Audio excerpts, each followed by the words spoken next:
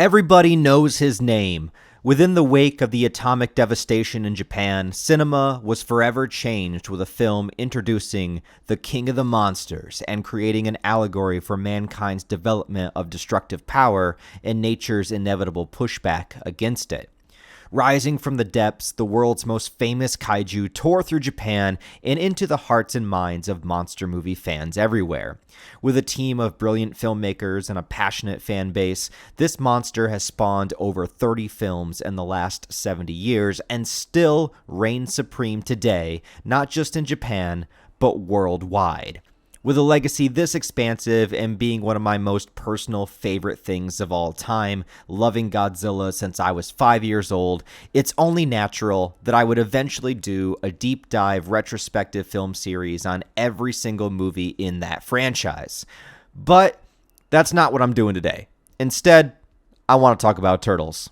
I like turtles.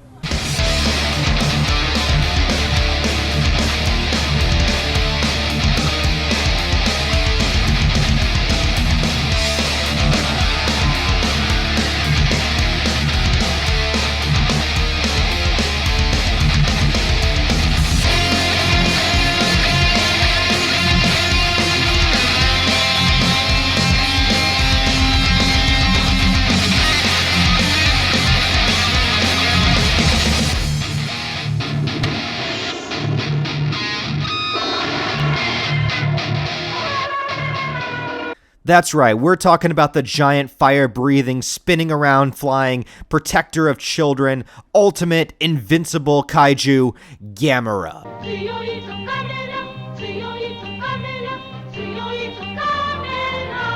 Godzilla's greatest rival, not on the screen, but behind the scenes. An ancient beast that awakened in the Arctic that began his run as no doubt a Godzilla ripoff, but became a unique entity all of his own. Because GAMERA is as gentle as he is badass. He is a protector of children. He is a heroic figure. He looks like a big turtle, but somehow has rockets inside of his shell to help him fly around in a circle. And how does this work? Is he shooting out energy? Are these his farts? We don't know. The important thing is he is absolutely invincible, unless he falls onto his back. The original Showa GAMERA series is particularly famous for how absolutely ridiculous and batshit crazy it gets, and it really does. Combine this with the low-budget aspect of the films, along with GAMERA's wholesome hero persona, and you get a handful of extremely bizarre yet undeniably charming movies. There's something profoundly acceptable about all of them because they have this aura of fun, just this pure whimsy that, unless you have a perpetual stick up your ass at all times, you can't help but enjoy on some level, even if just to laugh at.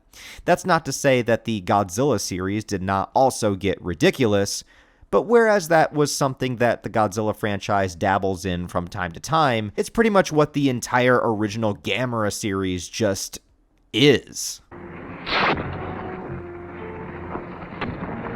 But when you get the second run of GAMERA films in the Heisei era in the 90s, the character and the world was completely reinvented and delivered at least 3, maybe you can argue all 4, of legitimately some of the greatest kaiju movies ever crafted. Movies with deep, provoking plots, emotion, incredible action and special effects for the time, and against all odds, rivals some of the best Godzilla movies. It's one of the most impressive comebacks in movie history, and we will be covering all of them. But before we begin, I think it's important to tell you that I am by no means a GAMERA expert. This will be my first time revisiting these films in quite a while, and part of the reason why I chose to cover GAMERA in a retrospective instead of Godzilla is, well, a Godzilla retrospective would literally take me an entire year to make, and I just don't have that time right now, but also because I really want to go back and go through a GAMERA experience once again. Also shed some light on this oftentimes underappreciated kaiju and franchise. And maybe I also kind of hate myself because all of the massive videos that I could do instead, I know there's plenty more that would do way better in the YouTube algorithm and hit a wider audience, but there's something about nobody wanting a GAMERA retrospective that somehow motivates and pushes me more to do one because, one, I'm stubborn, but also I want you guys to like turtles as much as I do. Or at the very least, I can show you the weird shit like this that maybe you never would have seen on your own. Listen, I'll get back to doing my standard horror franchises again, but for now, we're going to spend the next few hours talking about turtles. So strap in, get some popcorn, bring the kids. Well, they actually don't, even though GAMERA is pretty wholesome, I'm still not. But regardless, let's get into the GAMERA retrospective. Now, I know I've already brought up Godzilla a lot, and I'm not going to spend this whole video comparing Godzilla to GAMERA, but just as things like the Beast from 20,000 Fathoms or King Kong is very important to the creation of Godzilla, Godzilla is very important to the creation of GAMERA, and so we will have to talk about the Big G a little bit. But long story short, the original Godzilla film was released in 1954, directed by Ishiro Honda, and was a landmark of kaiju cinema, taking itself seriously and shining a light on the result of humanity's destructive power. It was such a successful movie that it began a franchise of sequels and movies that took place in the same canon. As much as canon was a thing back then, continuity wasn't taken as seriously and strictly as it is today. It was kind of there when it needed to be, but we had Rodan, Mothra, War of the Gargantuas, all taking place theoretically in the same universe, and of course all of the Godzilla sequels as well, which are 15 in total of the original series in the Showa era from 1954 to 1974. And actually, let's describe these terms a bit because they're going to come up a lot. The terms Showa and Heisei are used to describe the different eras of both the Godzilla and the GAMERA films. Think of them as two separate continuities. The Showa era was the first continuity, and then it ended. When the series was revived in 1995, it began a new continuity, and this is the Heisei era. The terms themselves are actually derived from how we separate historical times and the ruling emperors in Japan. So it can get a little confusing because technically the Showa era in Japan was from 1926 to 1989, when the Heisei series of Godzilla movies already began, or that the Heisei era went until 2019, so that would also technically include the Millennium Godzilla films, but listen, this is not a history channel or a history lesson. All you need to know is that the Showa era is continuity number 1, and the Heisei era is continuity number 2.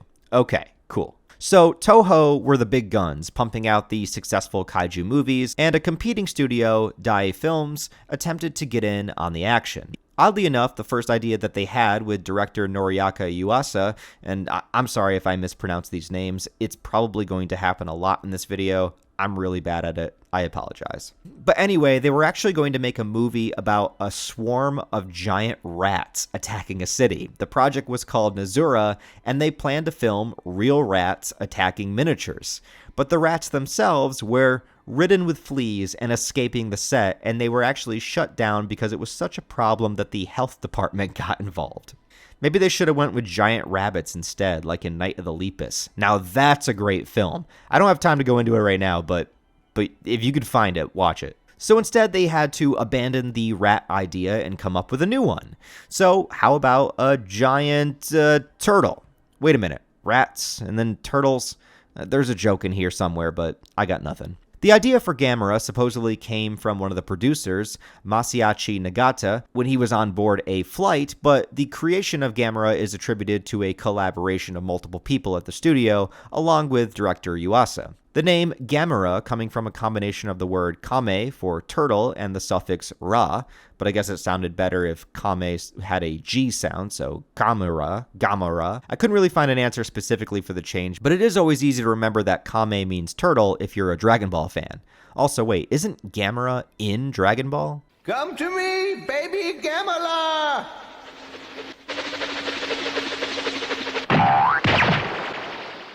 At your service.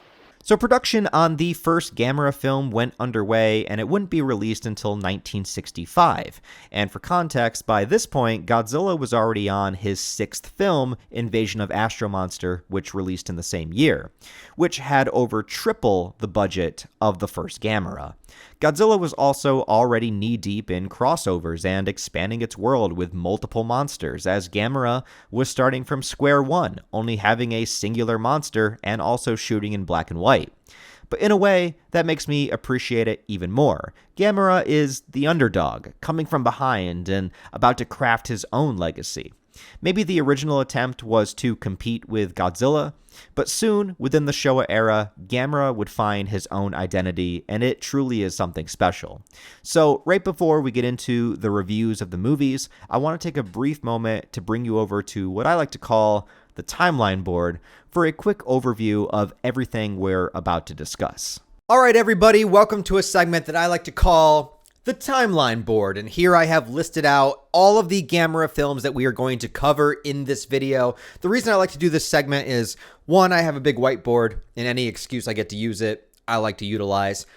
Also, besides that, I like to do little breaks in between the segments just to kind of keep the flow of the video going, as well as give you a rundown of everything that we're going to be covering here. But I do have timestamps throughout the entire video, so if you don't like the timeline board segments, just go ahead and jump to whatever review that you want to cover. But just a little brief introduction to give you my history with GAMERA and just an idea of kind of where I'm coming from my perspective, because I will be honest, I am not the most hardcore GAMERA fan of all time, but I do unabashedly love kaiju films. If you have seen some of my retrospectives that I've done before, I love taking a franchise and deep diving into it and going through all of the story and the lore and the characters and talking about it. And that's kind of where I come through with these retrospectives. They're not so much meant to be like behind the scenes documentaries as far as that goes. They're a little bit more of like explaining the story, explaining the timelines, explaining the characters,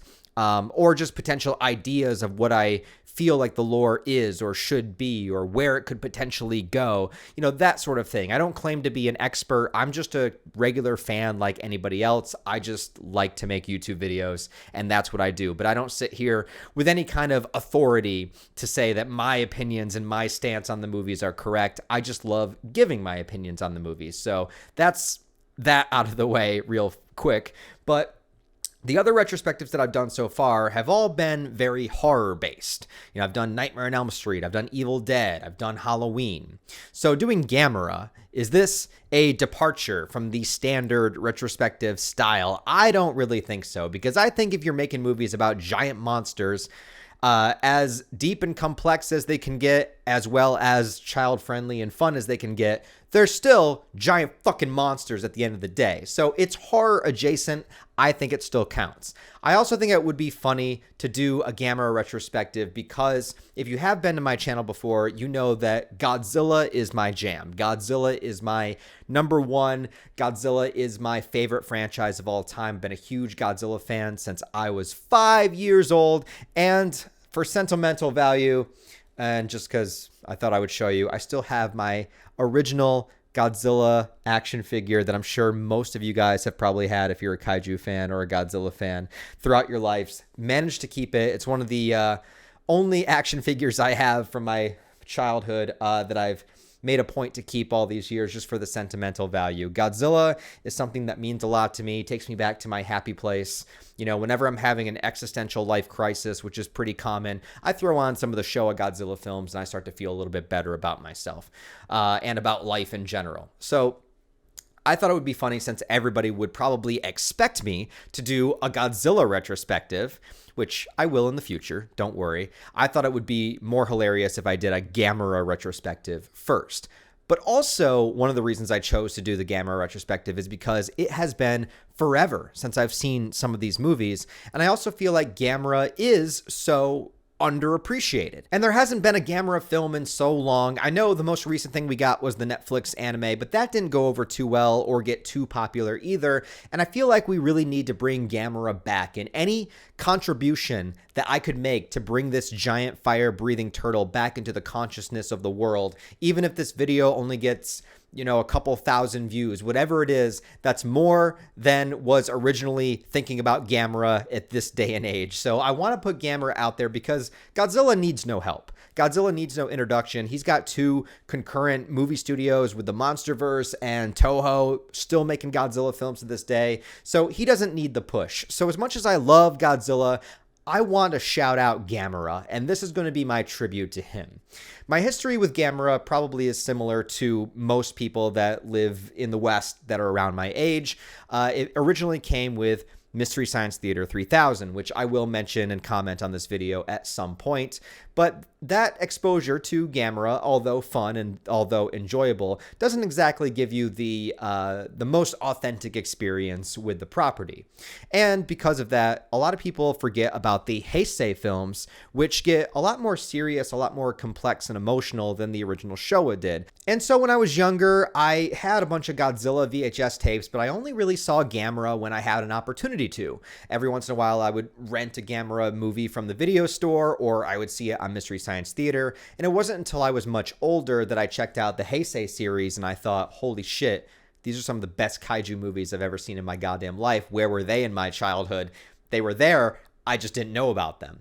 So maybe I'll give you guys that experience too. Maybe if you're only familiar with the Showa era of GAMERA and the silly wackiness of it, maybe I'll be able to expose you to the Heisei series and you'll start thinking, holy shit, where have these movies been all my life? But it's also been a really long time since I've watched them, and so I want to use this video also as an opportunity to re-experience GAMERA as a franchise, going back to the very beginning, starting with the original GAMERA, running through all of the eras, and actually, what I have not seen is the GAMERA Rebirth Netflix anime, so that will be brand new to me once I get there in the video. So let's go over what we're about to cover in this video. We have 2 different eras of GAMERA to talk about, separated through continuity and through time. We have the original Showa era, and timeline-wise, they pretty much all line up with one another. GAMERA doesn't really do anything where the movies are out of order or has prequels or movies that take place far into the future, like the year 1999, such as Destroy All Monsters. GAMERA doesn't really have any of that. And actually, the years aren't really mentioned too often in the GAMERA films, particularly the Showa era. You just assume that it all takes place one after the other, right? So the original Showa era, we're going to start with GAMERA, GAMERA the Invincible, whatever you want to call it. Moving into GAMERA versus BARUGON. I drew BARUGON here. Look at it. Isn't he cute with a little rainbow? GAMERA versus GYOAS. GYOAS, the MVP, the only GAMERA enemy that shows up multiple times. GAMERA versus VIRAS. GAMERA versus GUIRON. GAMERA versus JIGER. GAMERA versus ZIGRA. And the best of all of them, GAMERA Super Monster. The second timeline that we get into is what's known as the GAMERA trilogy from the Heisei era, and that would be, well, 3 films for a trilogy. We have GAMERA, or GAMERA Guardian of the Universe, then GAMERA 2, Attack of Legion, and GAMERA 3, Revenge of Iris. Now, also, there is a one-off GAMERA movie that technically is still within the Heisei era, but it's not considered within continuity of the Heisei films. So it is still Heisei, it's just on its own in its own tangent universe, and that is GAMERA the Brave, that we will also be covering. So those are all of the films, and then of course there is the animated Netflix series too, and other media stuff that I'll get into. Oh, if you're wondering about Schnoz, he can't hurt you. It's okay. I don't have the heart to erase him. Anyways, those are the movies that we're going to cover. So right now we're going to get into it. This is how the video is going to break down. I'm going to go through all of the Showa films uninterrupted, give you my reviews, my thoughts, my opinions on them. Then we're going to take a little detour, talk about some of the other media where GAMERA has shown up outside of the films. Then we're going to come back to the films with the Heisei era, and then we're going to close out the video with some other kind of random nonsense as I continue to talk about GAMERA. So if you're on board for that, I thank you deeply from the bottom of my heart for being here, and I'm so happy to start to give GAMERA some of the love, respect, and admiration that this giant turtle deserves. And if you love turtles, this is the video for you. So join me as we talk about the original GAMERA. GAMERA, the giant monster, was released in 1965 in Japan, and even though color film was mostly the norm at this point, the first film was made in black and white, as a strategic, artistic choice.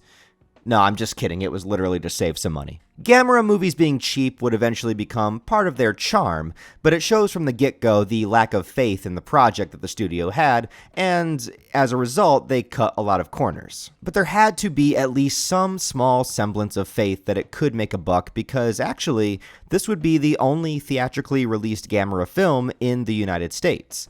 And we gotta talk about something else real quick that'll come up time and time again. GAMERA, the Giant Monster, is the title of the original film, but the US release altered the title slightly to GAMERA the Invincible. It's not too much of a change, but they did add that extra M in GAMERA for some reason. Although this doesn't happen much anymore, for some time when a foreign film would come overseas, they would change the title of the movie, either for better marketing or for copyright or whatever the case, but pretty much every single GAMERA film in the Showa era was retitled in America. I'll talk about each of them in each review so I don't get off track here and talk about them all, but most of the titles really make no sense. GAMERA the Invincible at least stays on track, but the sequels, yeah, we'll get there. We get our opening somewhere in the Arctic where a team of scientists and reporters speak with a local tribe about their legend of a giant turtle. Meanwhile, the Cold War has been going on. I actually didn't expect to laugh when I read that in the script, but I'm going to keep it in. So that's been going on, and a couple of jets fly overhead. American pilots are sent out to investigate, and when the jets prove to be unresponsive, the Americans do what they do best and shoot them down. But they just so happen to be carrying nuclear weapons on board, so the crash causes a gigantic explosion that awakens the legendary monster, GAMERA.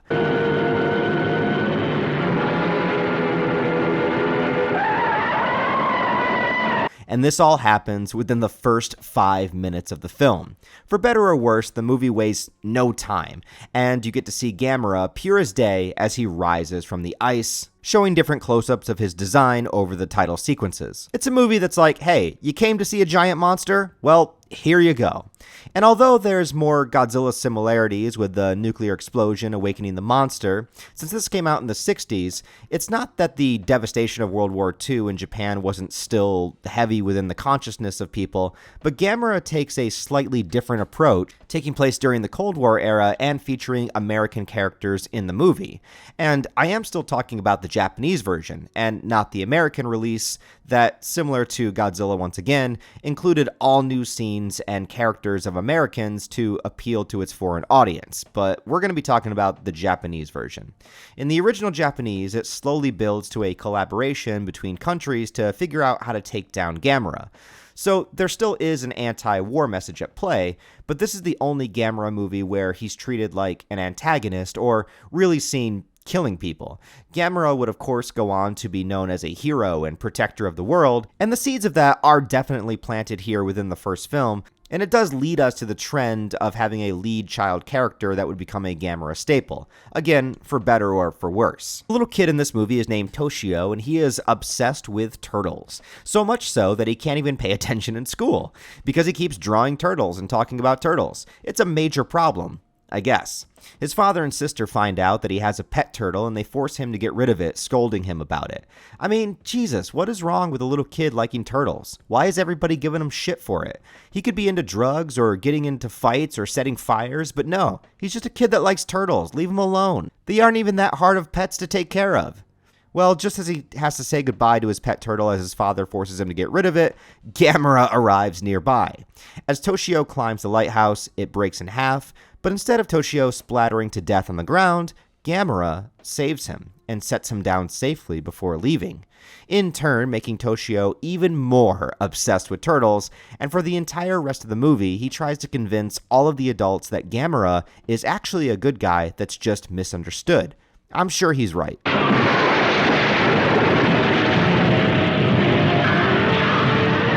The adult characters and scientists that we meet in the beginning, they do have a presence in the whole film, but they serve more as just vessels for exposition and reactions to what we see happening. None of them really have any depth beyond their profession, and there's lots of scenes of people in rooms trying to decide how to deal with GAMERA, which can feel kind of tedious, even in a movie that's only 80 minutes long. There are definitely ways that you can film stuff like this and make it interesting. I mean, just think about Shin Godzilla that came out many years later. But that isn't quite the vibe this movie hits back in the 60s. But I do like how there is always constant new discoveries about Gamera rather than knowing everything up front. We see Gamera spit fire early on, but that's not nearly the last of his abilities.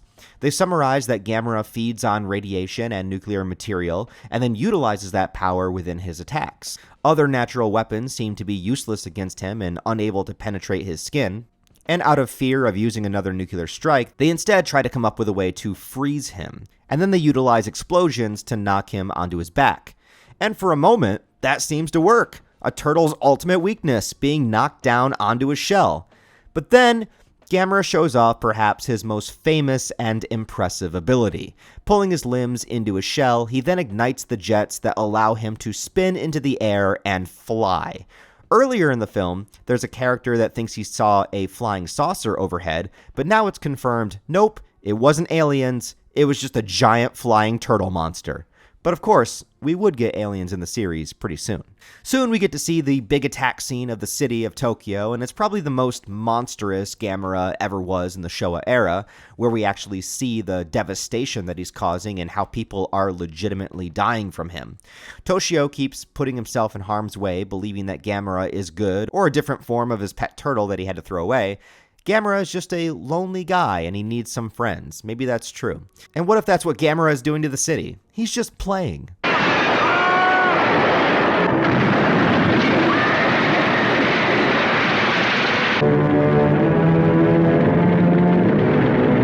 So Japan, the US, and the Soviets all decide that they need to contribute a plan together, as the threat of Gamera could soon become a global tragedy. It's a common theme in stories that take a larger threat in order for people to come together and pool their resources to find some semblance of peace within themselves. Hell, it's technically what the end of the Watchmen comic is all about.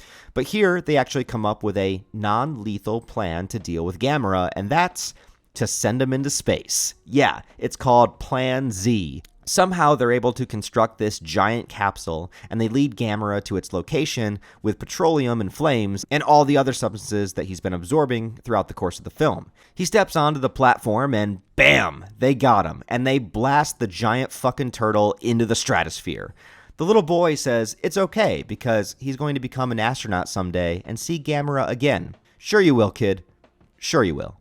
Now, I will stop the comparisons, I promise, but for the first film of the franchise, I do think it's an interesting look at the difference between Gamera and Godzilla. Although Godzilla is destroyed at the end of the original, it's seen as a tragedy, as Dr. Serizawa had to sacrifice himself in order to make sure that humanity didn't ultimately extinguish itself with the knowledge of the oxygen destroyer. The entire film is somber and takes itself pretty seriously. It's directly related to the recent real-life devastation of World War II, and can be seen as a pessimistic view on the inevitability that humanity's hubris will never end. Compare that to Gamera, where the theme seemed to be that given an obstacle large enough, humanity will manage to persevere and work together, and even manage to find a way to solve the problem without death. And even maybe have hope for the future generations, as it's the child character that believes there could be more to Gamera, and that the giant creature may have intelligence and even a heart. Gamera would of course become the more child-friendly series overall, so it's interesting to see that even though it's considered a Godzilla clone, that even from the very first film, the differences were firmly planted and only expanded on more and more as the series went on. Personally, the first Gamera film to me isn't really that good. I'm okay with the low budget and bad effects, and when it comes to Gamera, that's what I expect and sometimes the best part about it. But other than showing off some of Gamera's powers, this isn't where he's utilized best. To me, Gamera excels in the Showa era, where the series starts to get off the wall, batshit crazy, and have a ton of fun with itself, going full-blown over the top with the ideas and the enemies. The first movie is pretty standard, by-the-numbers, giant monster movie. If this were the only Gamera movie that was ever released, I doubt it would still be talked about to this day. Gamera thrives in its ridiculousness, and this was just them dipping their toes into the water. It's not bad for what it is, but it's nothing special either. But after Gamera proved to be shockingly successful, plans went forward for a sequel, increasing the budget and releasing the very next year in 1966. Enter Gamera vs. BARUGON, and that's BARUGON, not BARUGON from the Toho franchise. Yeah, see? BARUGON and BARUGON. They're totally different. Oddly enough, I think BARUGON is more appreciated than BARUGON. He's always getting the crap end of the stick. Poor BARUGON. But BARUGON is a pretty interesting monster that we'll get into. Changing the titles once again for the American release, this movie was altered to War of the Monsters. And what you'll find is a lot of the retitling leaves Gamera's name out of the title completely, which I always thought was strange. I don't know if they thought Gamera would make people not want to see it, because I imagine he would be the main draw, and War of the Monsters? Maybe it was meant to confuse people that this was actually War of the Gargantuas. But that was one of the Toho movies, and the Gargantuas were created from a part of the Frankenstein monster that fought against BARUGON. But anyway, the thing I find most interesting about this movie is that there are no child characters. Yeah, if anything makes this movie stand apart from the other Gamera films, it's that this one doesn't seem to be child-focused at all. It takes itself pretty seriously. I mean, as far as the themes and the human characters go, we still got giant turtles and energy beams made out of rainbows that blow shit up, but other than that, pretty seriously. There's a tonal identity to this movie that is completely unique from the other Showa-era films, and it makes it feel more akin to the future Heisei Gamera films. Now in full color and recapping the first movie a bit, it picks up a few months later, and that rocket ship that they sent Gamera away in, well, it gets hit with a meteor in space, freeing Gamera, and he just flies back to Earth, adding yet another ability to him in that he can apparently breathe in space as well as fly through it without any kind of issue. Also, it's been several months, but he somehow knows the exact location of planet Earth and flies in that direction back to it. That's pretty OP, actually. And as soon as he does, he starts causing havoc once again, but this is actually the last we'll see of Gamera for quite a while, as the majority of this movie not only focuses more on the human story, but becomes much more of a BARUGON movie, with Gamera only showing up a few times. The main story follows three men that go on an expedition to New Guinea to retrieve a treasure found there by the main character's brother long ago. When reaching the island, the natives are mostly welcoming and friendly, but they warn them not to go into the Valley of Rainbows. Yeah, because it is forbidden and they should not take anything that is from there. Of which one of the men named Onodera, and again forgive me for the name pronunciations, but he believes they are simply hiding more treasure and even threatens to attack them if need be. This guy is a welcome antagonist for a movie like this, and if there's anything that this film does exceptionally well, it will make you hate this character. He is the personification of greed and selfishness, and he does not give a single shit about anyone or anything other than making the most amount of money that he can. But he does do something that I think is incredibly badass, that I don't think I've seen done in any other movie. He shoots a scorpion. Yeah, like dead on. The scorpions are venomous, and actually one causes the death of one of the characters here, but I just love how he just takes out the gun and manages to shoot a scorpion with some incredible accuracy. If he used a gun the whole movie, he'd be undefeated. But once they find the stone treasure, he betrays our main character Keisuke, throwing a grenade into the cave and attempting to blow him up. He does manage to survive, and he's rescued by the tribe and a woman named Karen. Yes, Karen. And she warns him of the danger of removing the stone, because guess what? It's not a stone. It's an egg carrying a baby BARUGON. According to the lore of the island, BARUGON is this creature that appears every 1,000 years, causing devastation. So I guess that means that the egg would have hatched on its own at some point. I don't really know. But because it was taken and then inadvertently incubated next to an infrared lamp, BARUGON hatches early. And apparently he has a growth spurt that is even quicker than the alien xenomorph, because he goes from being the size of a tiny lizard to a full-blown monstrous kaiju in just a few scenes. His first reveal and attack scenes are actually great for some Showa-era kaiju effects. We get to see some good city destruction and a showcase of his abilities, like ice breath and an elongated tongue that can attack and grab things. It's genuinely a great scene that sets him up well as a threat, and gives you that kind of kaiju destruction that you love to see. And with keeping the tones of this movie pretty serious, the brother of Keisuke finds out that Onodera supposedly killed him, and a massive fight breaks out. And he doesn't win. Onodera beats the shit out of him and then leaves him for dead and even steals his wallet in the process. What an asshole. The whole movie just keeps building him up, doing more and more awful things, so you can't wait for him to get what's coming to him. Next, we see Barugon's ultimate attack, a rainbow death beam that's emitted from his back. I like it. I think rainbow should be utilized for more destructive purposes like this. I'm so sick of seeing them always being a good thing. Holy cow, a double rainbow.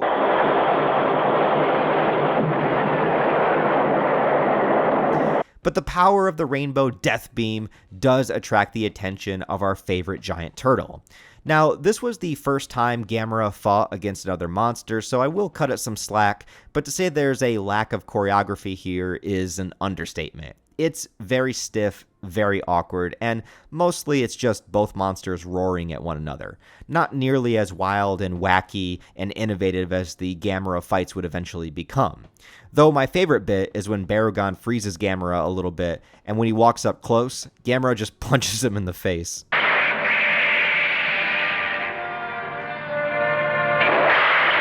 Classic. But after Gamera is completely frozen, he's stuck there until the very end of the film, and then it goes back to being more of a Barugon-centric movie. When Kesuke and Karen find Onodera, we get even another fight scene here, so there is multiple monster fights and multiple human fights in the movie. Similarly, they tie Onodera up and leave him for dead, but of course the motherfucker has to escape once again. I also feel compelled to show you this clip with no context whatsoever.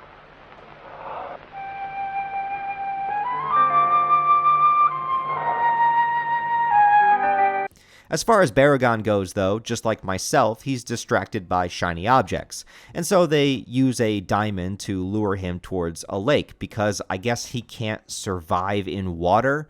Yeah, he's a giant monster that shoots ice beams, but water bothers him. I don't understand. But Onodera just can't help himself but be a greedy bitch, and since he no longer has his precious stone, he goes after the diamond.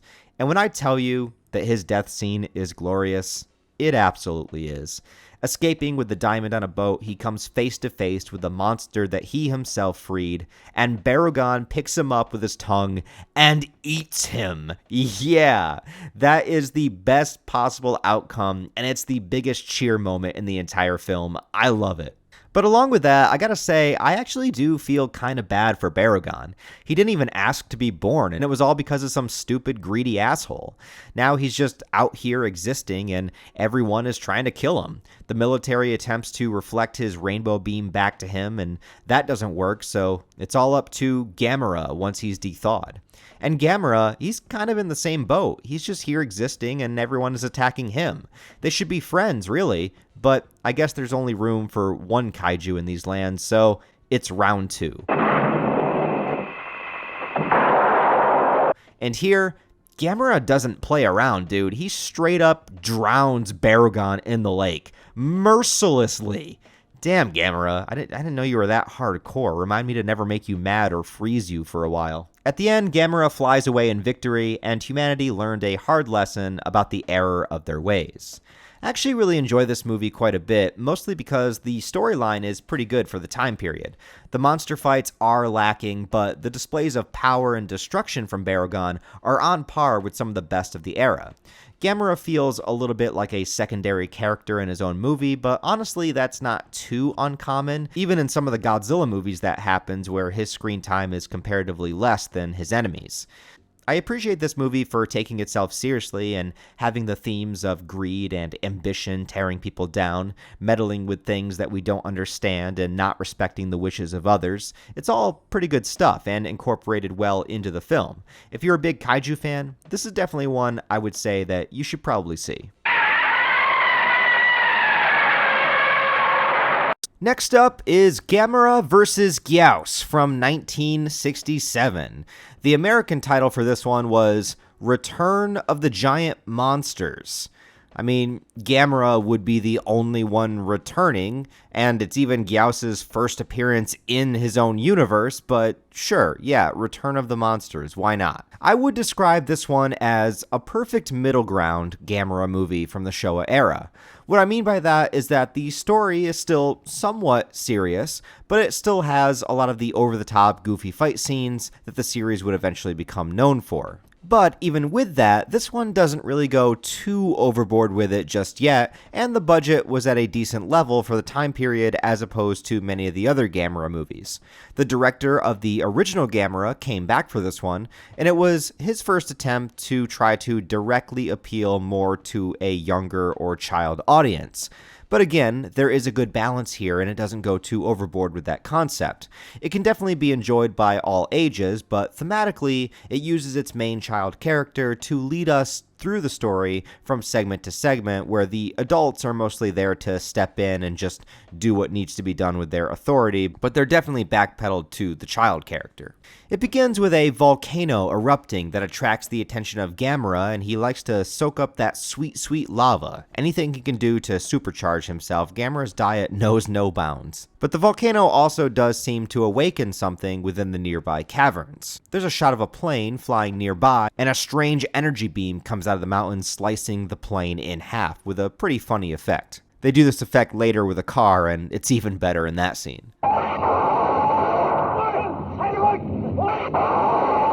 Meanwhile, there's this kind of main plot that becomes a subplot that thematically I still don't really understand how it fits in with everything by the end of the film, but anyways, a bunch of businessmen are trying to construct a highway through new territory where the people that own that land are protesting against it, or at least requesting to have more money to give up their land. I like how the CEO of the company is like, who cares that a volcano just erupted and Gamera showed up? Keep working. Reminds me of the time that there was a blizzard near where I lived, and my car was completely buried within the snow and nobody could drive on the roads, and my district manager still wanted me to come into work and open the store, even though I physically could not leave the driveway. Our main child character is Echi. Again, I'm sorry for the name pronunciations, but he encounters a reporter that's snooping around the area that wants to get a story on whatever is happening within the caverns. Echi leads him to the caverns, and he seems like a good guy at first. But once they get to the caves and there's an earthquake threatening their lives, the guy just up and leaves the little kid to die by himself. What an asshole. But he does get what's coming to him just a moment later, as GYOAS finally awakens, and the guy gets picked up by him. And I love the POV shot of GYOAS moving his hand, and then you suddenly see his face just full up close in pure glory, and GYOAS just eats him up. It's great. One thing I really like about the Gamera films is that the kaiju interact physically with the humans quite often. This one doesn't shy away from the fact that GYOAS likes to eat people, and it's shown several times. That fact, along with it showing some more gore during the fight scenes, makes it interesting that it was marketed directly to kids, and is definitely one of those key differences from the Godzilla franchise. GYOAS is a pretty cool monster overall. Even though he looks kind of basic, he's just a flying creature with a triangular head, and also 2 spinal cords up his neck if you needed to know that information. He's a little bit of a Rodan clone, but he's still pretty awesome. He has a basic suit design, but GYOAS delivers a ton of personality. He's an absolute menace in every scene that he's in, and you can tell that he enjoys causing the chaos that he is. It's not just like a giant monster walking around, not really noticing the buildings in front of him. No, GYOAS loves fucking shit up, and he shows you pure as day. Obviously, he can fly, and later we find out that he can regenerate, and its ability to emit a supersonic beam of energy from its mouth that can slice just about anything in half makes him extremely deadly, even to Gamera. The first battle turns out to be really one-sided, with Gamera's whole arm almost being sliced completely off. And GYOAS just keeps hitting him with the beam. Like, get out of the way, Gamera, what are you doing? It's just a short teaser fight for now. When Echi is in trouble, Gamera saves him by putting him onto his shell and flying away. What follows is a scene that I think works exceptionally well and turns out to be a pretty wholesome moment. When GAMERA lands, the adults come to get Echi, and although they are frightened of this huge, giant, monstrous turtle, GAMERA remains completely calm and even nudges Echi towards them, showing that he understands the situation, and he waits until the child is safely in their hands before he flies away. It's definitely the moment in the series that we confirm, yes, GAMERA is here to protect and help, he has intelligence, and he's one of the good guys. Just, forget about when he did this.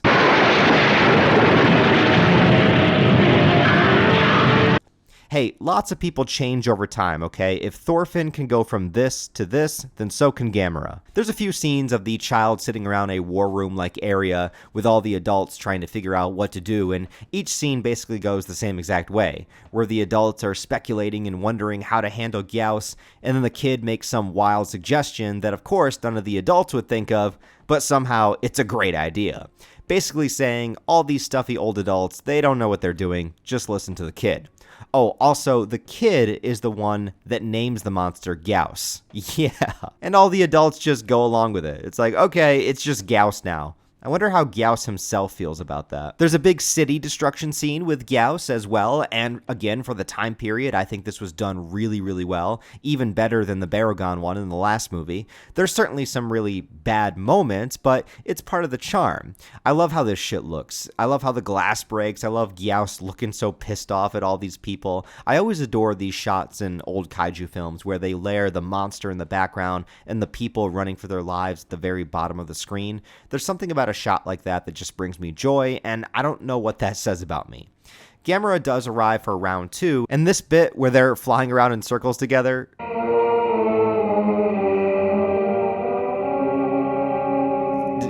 classic. I love it. But we learn 2 new things about GYOAS. After GAMERA bites his freaking foot off, GYOAS retreats and is able to regenerate it fairly quickly just by stomping on the ground. He's definitely got those Piccolo vibes going on. The strangest thing is that GYOAS's weakness is revealed to be sunlight. Yeah, so what, he's a fucking vampire kaiju? I mean, he feeds on blood also, so, yeah, he's a vampire kaiju. And what's with these weaknesses? It was water for BARUGON and sunlight for GYOAS. For such powerful, giant, destructive monsters, they have some pretty basic problems in life. But get this, the child's plan to distract GYOAS long enough to keep him outside until the sunrise is to make him dizzy. I'm not kidding. They draw him out to this spinning rooftop and rotate it so fast that GYOAS just can't coordinate, and he gets so dizzy that it almost works. I'm so dizzy, my head is spinning. Amazing. But the machine eventually gives out, so ultimately it doesn't work. And so it's up to GAMERA in round 3, the tiebreaker. It's kind of weird that one of the humans' attempts to draw GAMERA back to the battlefield is by lighting a bunch of trees on fire, since GAMERA is drawn to fire, but I would assume GAMERA would come back on his own anyway, since he did the second time, and wouldn't the fire cause potentially more damage than the kaiju themselves? Oh well, it doesn't matter, because we get another fun monster fight to watch.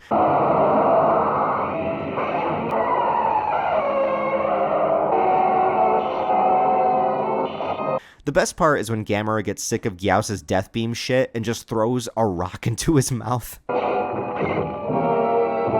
This is what I mean. So many little things like this happen during the fights that just make me laugh. The best way to end a kid's movie, though, is GAMERA biting into GYOAS, blood spilling everywhere, tons of visceral pain and anguish emits from the monster's roar. The kids yell, "Hell yeah, GAMERA!" and GAMERA picks GYOAS up and drops him into an erupting volcano, burning him alive in pure agony before flying away victorious. And I'm not actually kidding. I would have loved to watch this as a kid. Unfortunately, most of the GAMERA movies I didn't see until I was a bit older in life, but if I was a small child watching this, I would think it was badass. Hell yeah, GAMERA. So yeah, GAMERA vs. GYOAS is one of the better ones. It's basically everything that you would want from an early GAMERA movie before the series went into pure insanity. Both GYOAS and GAMERA get a ton of screen time. The effects are fun for the time period. The child character isn't overbearing or annoying or anything. He kind of hits that sweet spot of where a child character should be.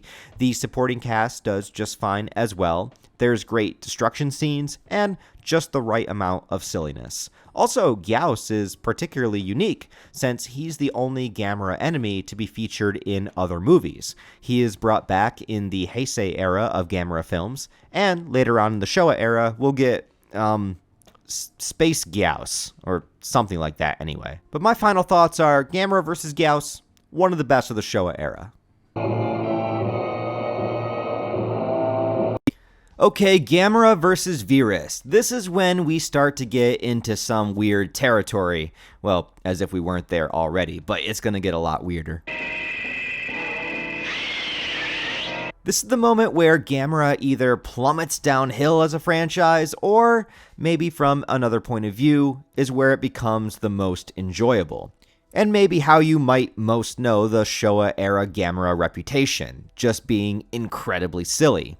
After Dai Studios experienced significant financial issues, they made a deal with American International TV to stay afloat, but it still called for some substantial budget cuts to happen, and as a result, the more ambitious nature of the previous two Gamera films all but disappear. This movie basically only has two locations, a beach and the interior of a spaceship.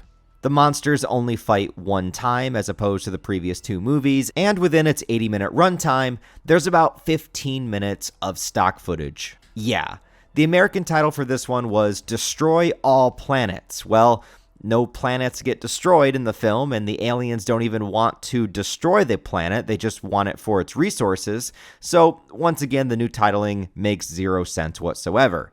Unless it's deliberately meant to trick people into thinking this is Destroy All Monsters from the Godzilla franchise, which is definitely possible. In my mind, I always think of the Showa Gamera movies as a heavy sci-fi series, and this movie and the next one are probably the reason I think that. For some reason, it just feels right that Gamera should involve space adventures and alien monsters. I don't know. The opening shows one of the strangest spaceships I've ever seen, complete with these rotating honeybee-like balls hovering above the Earth.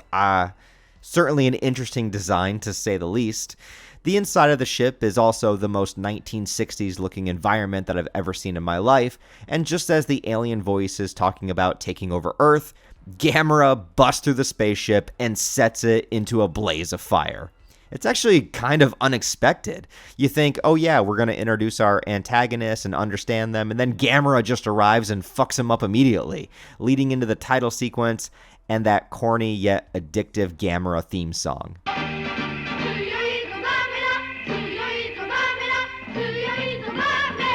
This movie's main characters are two mischievous Boy Scouts, and the adults pretty much do not matter at all in this one. They're just kind of there to show, yeah, the Scouts have adults in charge, but nobody cares about them or listens to them. One of the boys is American, which was part of the agreement with the new company for Dai Studios, and apparently he wasn't even a child actor, he was just the son of some American soldier that was currently stationed in Japan. All things considered, though, he's not the worst. I mean, neither of these child characters are good, but they don't really have anything outlandishly bad to them that make me hate watching them. It just kind of is what it is. That could also be that the script doesn't really do them any favors one way or the other, and it's pretty bland. They're about as basic as you can get. They pull little pranks like messing with a submarine to make the adults look stupid when they try to pilot it, but then the scout leaders actually allow the two kids to go into the submarine by themselves and explore underwater. That's some extremely responsible chaperones that we got here. Especially that once they're deep in the ocean, they encounter a giant kaiju. It's okay though, because it's Gamera, and he loves children. They start playing with each other and racing each other, and there's no other sign than this scene right here that we are now fully into the silly kids movie territory of the franchise. Yeah, kids movies that feature multiple stab wounds to the gut, but that's a little bit later on. The alien ship makes its second appearance, trapping Gamera and the sub within a bubble. Gamera lets the boys escape, but he's still trapped. And this part is ridiculous. The aliens peer into Gamera's mind to learn about him, and I am not shitting you. We then get a full 10-minute uninterrupted clip show of the last three movies. you see pretty much the entire GAMERA versus BARUGON fight scene from start to finish. And there's no overdub. It's not like the aliens are talking over the footage or discussing what's happening or explaining anything. It's just the complete fight scene uninterrupted. And I get this was the 1960s and there wasn't home video, and it's possible that people had not seen the GAMERA versus BARUGON fight for a few years or at all, so maybe the flashback was fine at the time as some sort of refresher, but we all know the real reason why it's here. Padding out the runtime and also adding more kaiju scenes in since the budget did not allow them to film many new ones. But it's crazy how long this sequence feels. And then after we get the entire GAMERA versus BARUGON fight, it switches over and shows you a huge chunk of the GAMERA versus GYOAS fight. And it just keeps on going. And this isn't even the end of the stock footage usage in the movie either. But anyways, the aliens determine that if they kidnap the kids, they can use them as leverage to get GAMERA to do what they want. But then they also put a mind control device on GAMERA. So couldn't they have just done that from the start? Why even abduct the kids in the first place if they could just control GAMERA's mind with their own technology? Actually, all of the ship's technology is really weird and makes no sense. The kids get abducted, and not only are they just allowed to have free reign within the ship and walk around and aren't supervised at all, but they also discover that the ship responds to thoughts, basically working on telekinesis. So, whatever they think of, like wanting juice or wanting sandwiches, the ship just makes it appear. But now, wait a minute. How the fuck does this even work? Because does the ship already have sandwiches on board just waiting for a command to deliver them? Or does the ship somehow manifest sandwiches out of thin air after the sandwiches are requested? Like, the ship can't literally be harboring every single item that you could possibly think of at a moment's notice, so does it just create the items? But if the ship can literally create matter with no limitations, then couldn't the aliens make any resources that they wanted to with the ship's technology? And if you can mind control a kaiju, why can't you mind control the kids to just sit the fuck down and stop messing with your spaceship? And why is there a hentai tentacle monster in a cage? And why are the aliens so casual about everything? And why do they have glowing eyes? And you know what? I shouldn't think too hard about this, but one moment I love is when the kids are attempting to mess with the ship and lasso one of the aliens. The alien guy just detaches his arm to stop them, and then he gives this classic evil character laugh that is so good.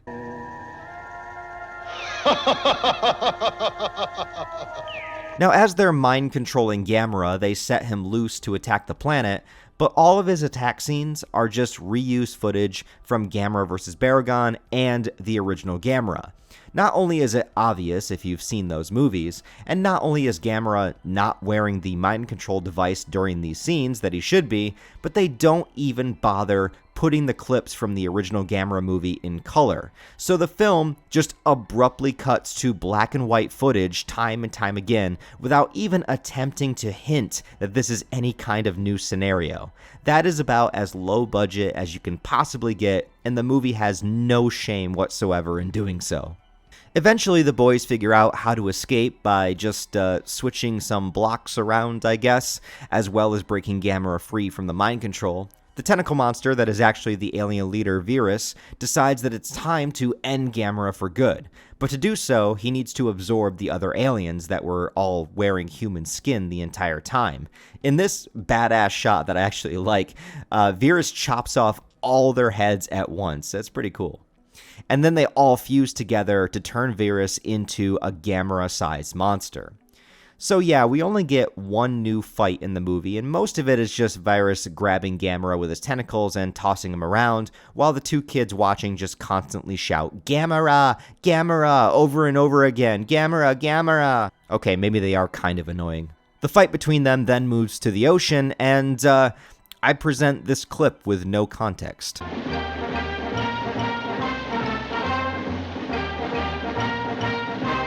But the most brutal part of the fight is when VIRAS just uses his pointy head to stab GAMERA in the gut, and he just keeps stabbing him. It looks so painful. Whatever puppet or prop that they're using for GAMERA here, I kind of feel bad for it. It looks like it hurts. Damn. But I guess at one point, Viras's head just gets stuck in Gamera too far because Gamera is able to start flying and just keeps taking him higher and higher into the atmosphere. Remember, Gamera can survive in space, but apparently Viras cannot because he starts to freeze to death, which at first looks like he's vomiting, but whatever. And then, well, this happens. Now, I was expecting Viras to land on solid ground and shatter into pieces, considering that he's frozen, but they must have also not had the budget for that either, because he just lands in the ocean and that's it. Also, as Gamera flies away, shouldn't he be bleeding profusely from his stomach? Like, that is one gigantic stab wound. You would imagine that after Viras came loose, there would be a waterfall of blood and gut spewing out from Gamera's body, but I guess all I can say is Gamera is just built different. All the scouts and the main child characters happily wave goodbye in the standard Gamera ending. So yeah, the things that are great about this one are all the product of its faults. It's the cheesy effects, the dumb moments with the kids and aliens, and coming up with some of the most bizarre fight scene sequences that you could possibly imagine. And that's kind of the staple of what Gamera would stick with for a while. These are the kind of movies that are incredibly fun to watch with the right state of mind, but if you're looking for some serious kaiju action and drama, you'll need to wait a few decades longer.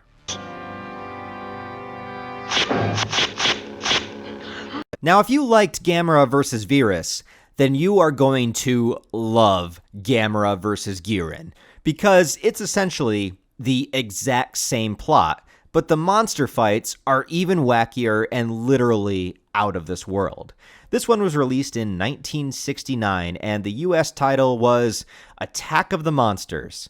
There are monsters and they are attacking, so I guess it's technically not wrong, but I still don't understand these changes. So you know how the last film centered around two boy protagonists, one Japanese and one American? They stumble aboard a spaceship, encounter aliens, outsmart them all with no adult help whatsoever, and meanwhile Gamera fights an alien kaiju opponent.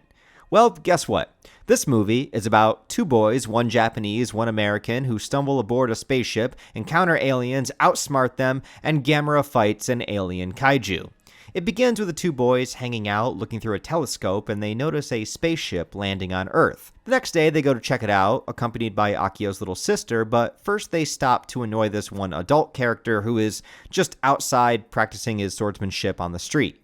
I don't claim to know what 1960s Japan was like, so maybe this was perfectly normal, but it is kind of funny nonetheless. When they find the spaceship, curiosity gets the better of them and they go inside, soon activating the ship and flying off into space, leaving the little sister behind by herself.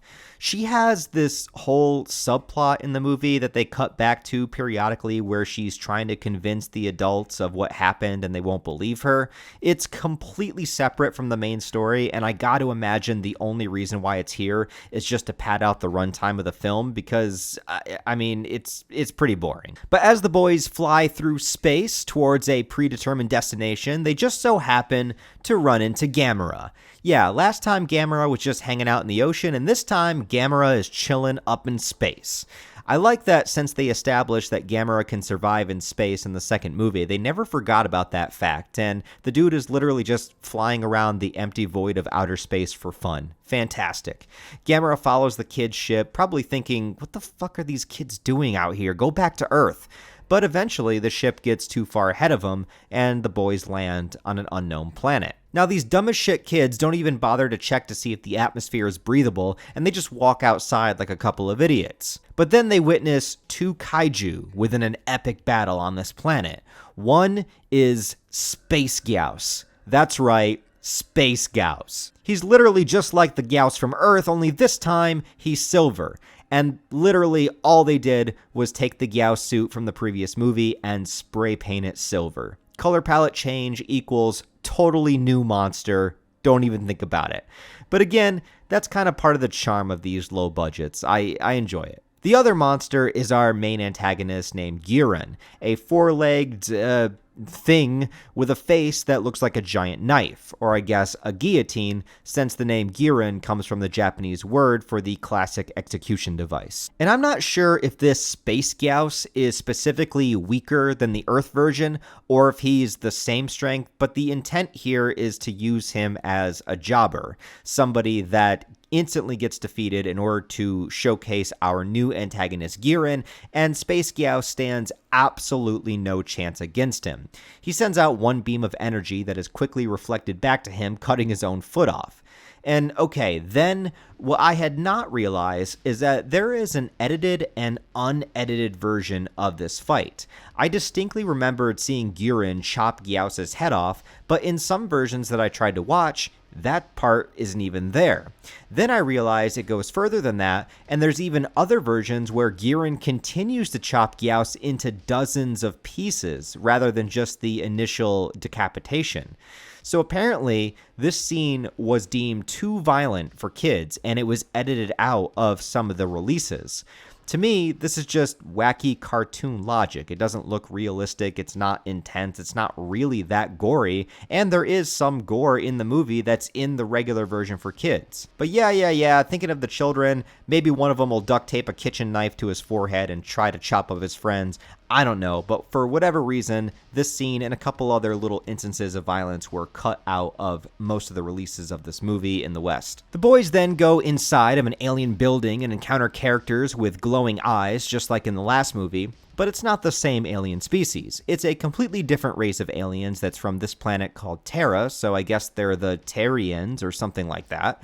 Really, what they are two cute space babes wearing capes. I like it. And I especially like them much better than the last aliens. Planet Terra is explained to exist in the exact same distance from the sun as Earth is, just on the other side of the sun, and that's why Earth hadn't discovered it till now. I don't think that's how the solar system works, but who am I to argue astronomy in a movie that has things like this going on? According to them, they are the last survivors, and they sent out the spaceship to Earth to see if anyone would come help them after their population was destroyed by GYOAS. But of course, we aren't about to have any really friendly aliens in this movie, and there is an alternative motive, which is to knock the boys out and eat their fucking brains. Yeah, cutting up GYOAS is too violent, but implying that two space babes want to open up a child's skull and suck out their brains, that's totally cool. They also look into the kid's mind to learn about GAMERA, and you guessed it, we get a stock footage clip show once again. But to this movie's credit, this clip show only lasts for about 4 minutes of screen time, so that's an improvement. The aliens give the boys donuts to knock them out, and they put Aiko in a device where, oh god, she's got a gun! She's gonna shoot him! Wait, that's not a gun. That's a razor. Is she shaving his head? Is it necessary to shave the head in order to eat the brain? And when this kid was casted for the movie, did he know they were going to shave his head on screen? But yeah, that's what you watch. An alien lady using a razor that looks like a gun to shave a kid's head. And the movie hasn't even started to get weird yet. Because that's when GAMERA shows up. He tracks down the boys here in the spaceship in order to rescue them like the hero that he is, but first, he's got to deal with GUIRON. GUIRON attacks with his blade face a few times, but his secret weapon is, I'm not kidding you, having shuriken throwing stars attached to his face. My favorite is when GAMERA deflects a few of the blows with this beam. That's badass. And when GAMERA puts snow on his face to help his wounds feel better. But eventually it's too much, and GAMERA falls into the bottom of the lake, out of commission for a while, as we waste some more screen time with the kids. They escape the first trap, only to fall into another, but the American kid Tom happens to have the most powerful dart gun of all time, along with pinpoint accuracy, because it only takes him 2 tries to shoot the dart out of a really small hole in the trap with enough force that it pushes the button that frees GUIRON, who then goes and attacks the aliens. Not because he's a good guy, but just because he's a dick. When GAMERA awakens for round 2, this this is what makes the whole journey worth it. We are treated to a barrage of the silliest kaiju fight you have ever seen. I don't even know where to begin. There's this moment of GAMERA jumping on GUIRON, just giving him an ass beating with his own ass. Then there is the GAMERA clip, where GAMERA is knocked away, grabs a beam, spins around it in one direction, stops, changes direction, spins again, only to jump off of it and land perfectly on his feet.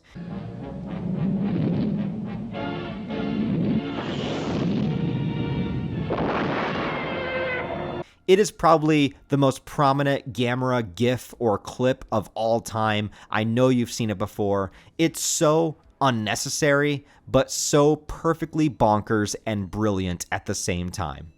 It is a top 5, maybe even top 3 GAMERA moment of all time. They also fight underwater, and this shot of GUIRON swimming really cracks me up. This is everything that you want to see in a GAMERA movie. Sure, the story is bland and boring as you can get, and everything is dumbed down to the lowest level of children's entertainment, but the GAMERA versus GUIRON fight is top-notch cheese in the best possible way, and it ends with GAMERA flying GUIRON into the air and then crash landing him face first into the ground, getting him stuck. But for the coup de grace, the kids get to join in, because the moral of the story is let children operate deadly explosive missiles, one of which destroys the aliens, and the other is caught by GAMERA and then chucked into GUIRON's head right before he explodes.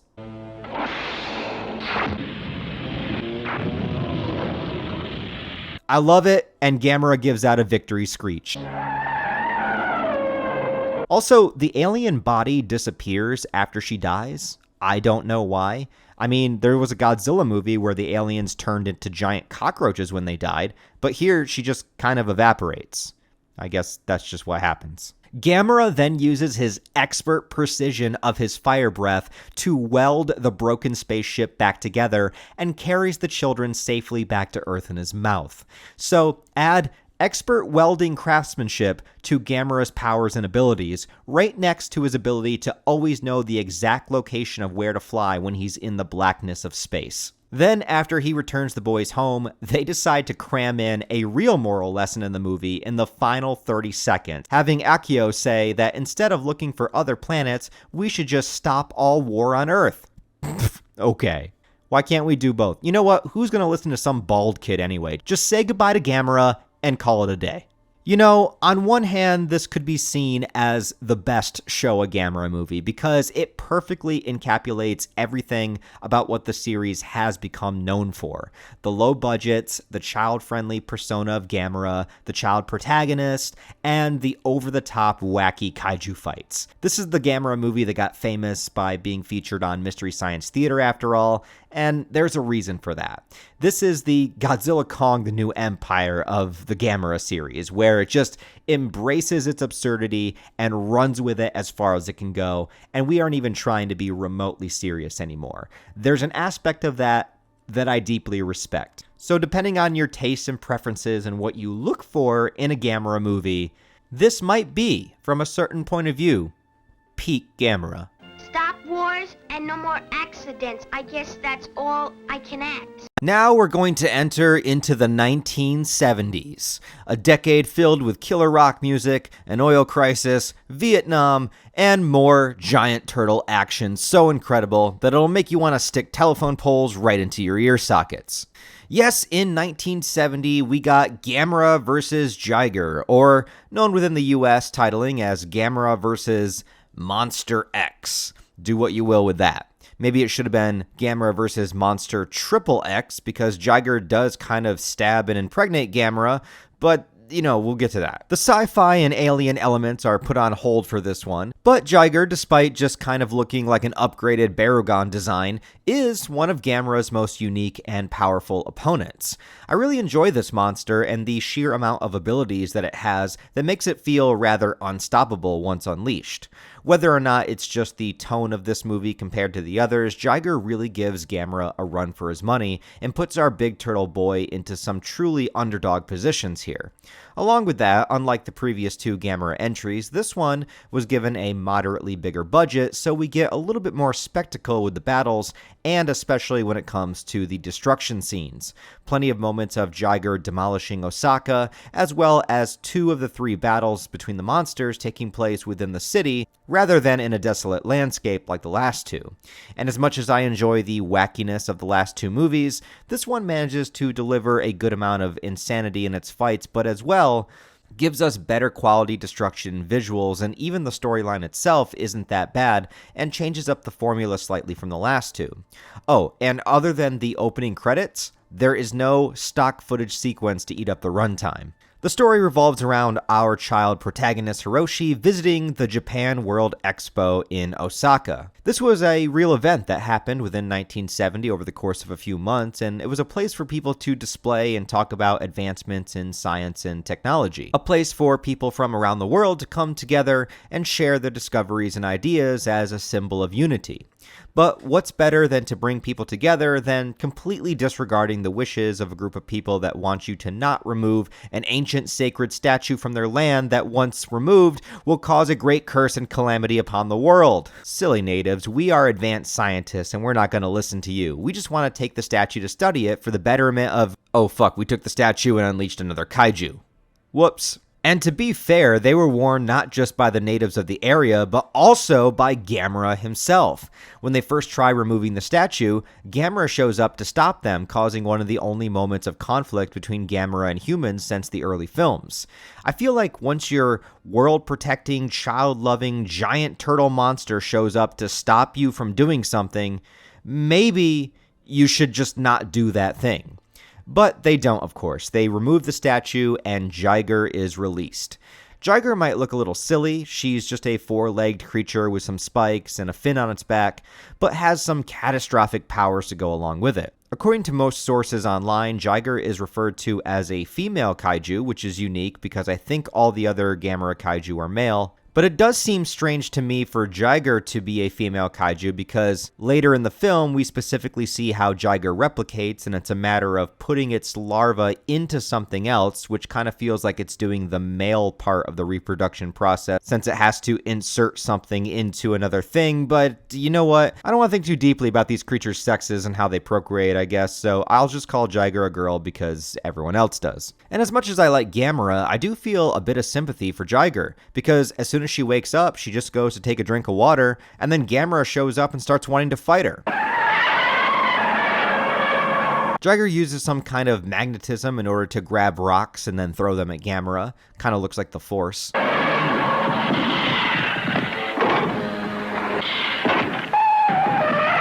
But we soon see how smart Jiger is too, because after seeing Gamera fly around, then it shows off another ability to shoot spikes out of itself, and it goes through Gamera's arms and legs so that he can't retract them into his shell, and thus cannot fly, which is pretty clever. Also, after knocking Gamera onto his back, without being able to pull his limbs inside, he gets stuck there, and Jiger just swims away victorious. Also looks like she's crop dusting him as she goes. What a humiliation. Stuck on your back, and then you're farted on. But I like this because not only is it still as silly as the Gamera fights can be, but it also shows the cleverness of both monsters. Both in Jiger's strategy to incapacitate Gamera, and how Gamera now has to maneuver out of this position without any kind of help, having to use his tail to slide over to a rock and then slowly remove each needle. Meanwhile, Jiger makes its way over to Osaka, following the path of the stolen statue. And although still extremely low budget, it is cool to see the tanks and the military and the planes all fight against Jiger. It's a staple of the Godzilla films that we always see scenes like this, but it's much more rare in the Gamera movies. Jiger's next ability is this concentrated beam of energy that wipes out an entire area of the city all at once, straight up turning people into skeletons instantly. Left to its own devices, Jiger could probably destroy the entire world within a matter of days. Gamera shows up for round 2, still wanting all of the smoke, and we get a cool little fight in the city with a couple of bonkers moments.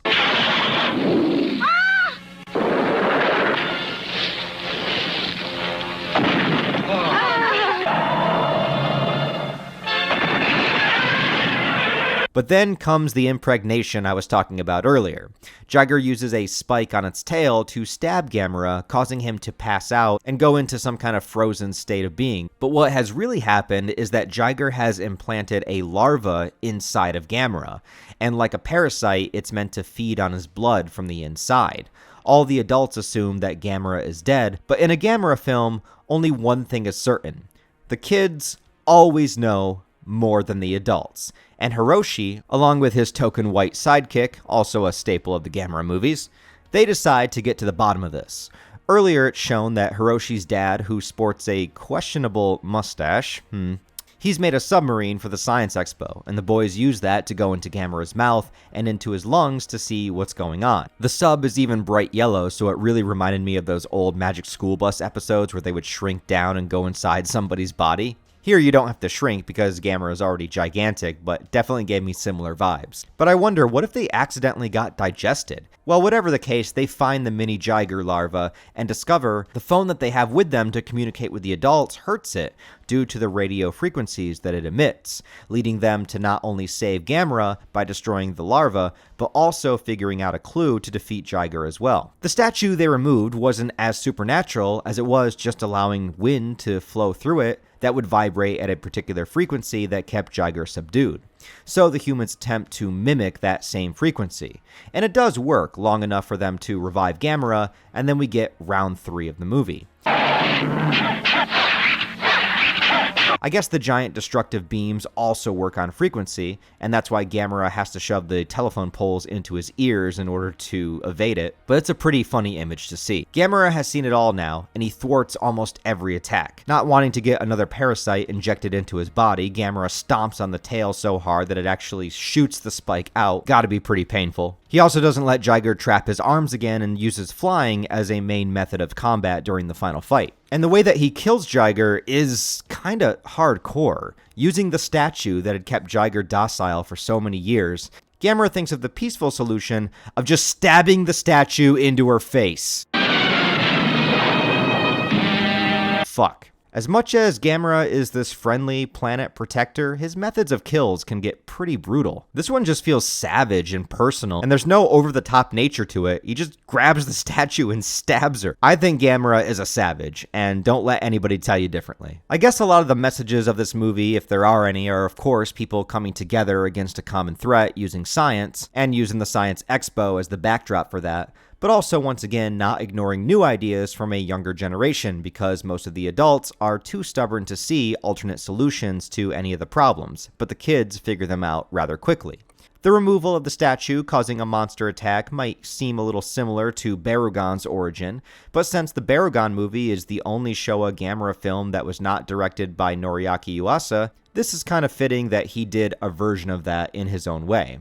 I think this is a fun one, and the increase in budget helps it feel a little more grand and a little more epic. City destruction gives a better scope of power for the monsters, as well as upping the stakes with all the humans that are involved in it. After 2 movies that were essentially the same thing, this was a nice change of pace, but still delivers on all the goods. Even the kids in the movie aren't really that annoying, and they only scream Gamera about 100 times as opposed to 500 times. But they're utilized in an interesting way, having to go inside a Gamera and figure out what's going on. Jiger's abilities do seem to be a little all over the place, but it's pulled off well enough that if you don't think about it too hard, it's pretty fun. Overall, I dig this one a lot, and I say it's one of the better ones. Nearing the end of the Showa era, we have GAMERA vs. ZIGRA from 1971. And unfortunately, instead of being able to continue in the direction of GAMERA vs. JIGER, this one just goes right back to the same old formula, complete with only about 2 locations, kids aboard an alien spaceship, and extremely bland kaiju fights for GAMERA standards, minus a few select moments. Before I rewatched all these films, I was wondering why I didn't quite remember the specifics of each movie, and now that I have, I realize it's because at least 3 of them, GAMERA vs. VIRAS, GUIRON, and ZIGRA, They are all basically carbon copies of one another in terms of story. They all blended together in my head, and I couldn't remember which was which until making this video.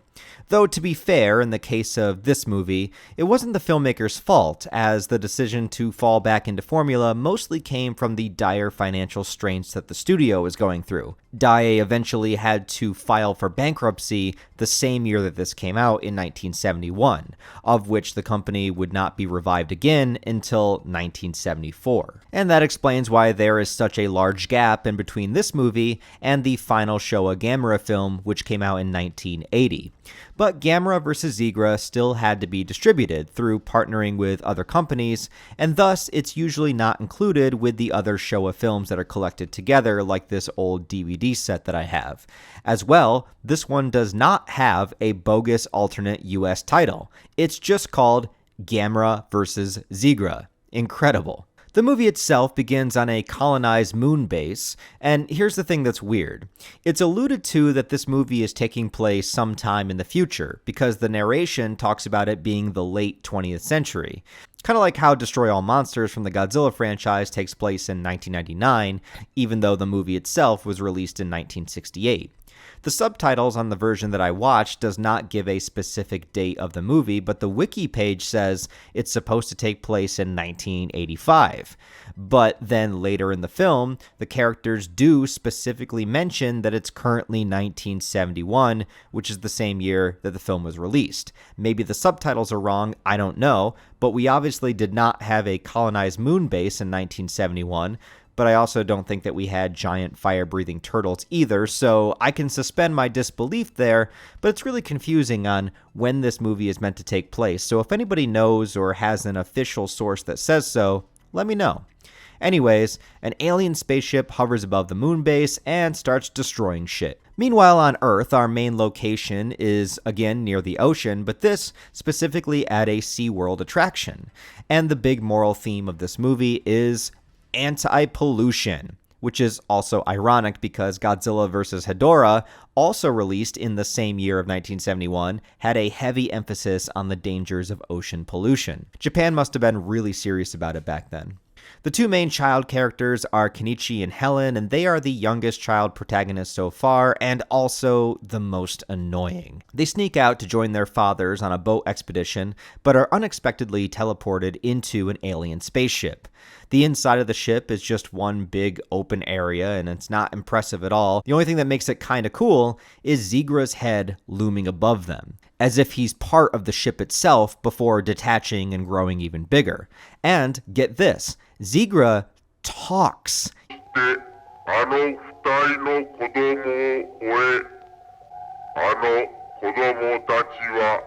Yeah, I think this is a first, a speaking kaiju that can communicate with humans. I think he's doing it through vibrational waves or through telepathy, but as far as the uniqueness of Gamera villains go, that aspect alone makes ZIGRA really stand out from the others. But ZIGRA also mind controls a Japanese scientist from the moon base in order to give exposition and to do his bidding, giving us our second Gamera movie with a space babe antagonist.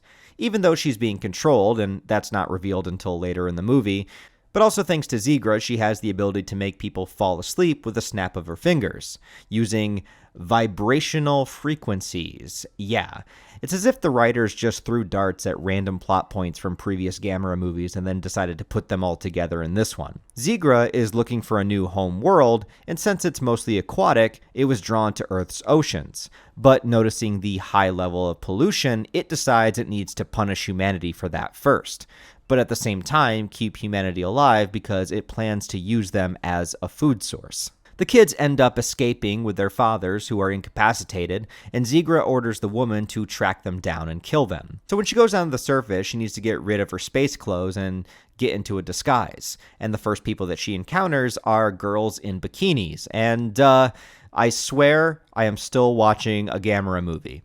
She hitches a ride with this dolphin expert guy that's kind of around the whole film here and there. He's the one that discovers that ZIGRA uses sonar-like waves similar to the ones dolphins use to control people. Not that dolphins control people, at least Not to my knowledge, but I don't know. Right now, all he's doing is picking up a half-naked girl on the side of the road, so understandable. There's a whole chase sequence with the alien girl and the kids that's right out of an old Scooby-Doo cartoon. It's pretty ridiculous.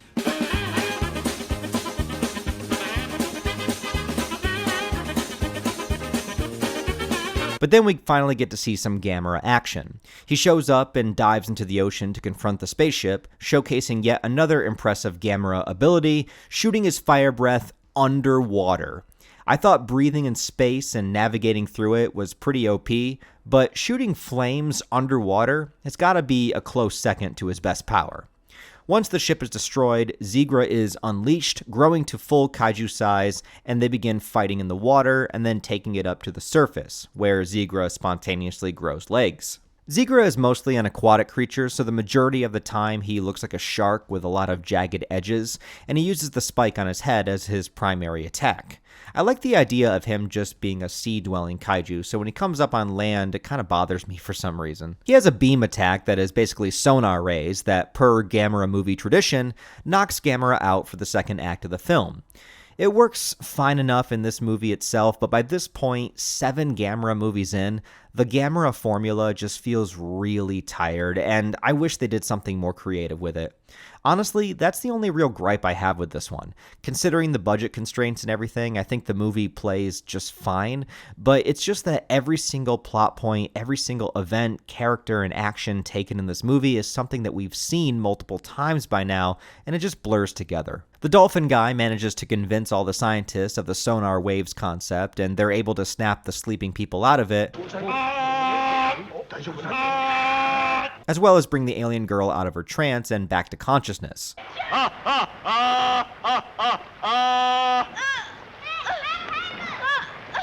Meanwhile, ZIGRA communicates with humanity, telling them to surrender to him and that the oceans are his. It's pretty badass, though, I will admit. I can't think of any other kaiju that speaks. Or, if he's not speaking vocally, he's still communicating with all of these humans at once. And that's the most interesting thing about this movie to me. The kids and their fathers use a submarine to go down into the ocean to try to revive Gamera, and part of me really wanted to make some kind of Xbox controller submarine joke, but I figured it would be in poor taste. But at the same time, I can't lie to you guys that I thought about it, and I'm just letting you know. I'm sorry. ZIGRA finds the submarine, detaches the wire, and essentially holds them hostage at the bottom of the ocean. But luckily, a storm occurs above them, and a bolt of lightning wakes up Gamera. Okay, that's pretty fucking random, but sure, why not? I could sit here and try to question it, but whatever. What's more important is this long extended sequence of Gamera sneaking up on ZIGRA so he can grab the submarine and save the humans, and it's so long and drawn out and awkward, it just makes me laugh. He throws rocks at ZIGRA to make sure that he's still asleep, and when he grabs the submarine and runs off, it's so funny. It's like a little kid grabbing a cookie off the table and then running away real fast to not get caught.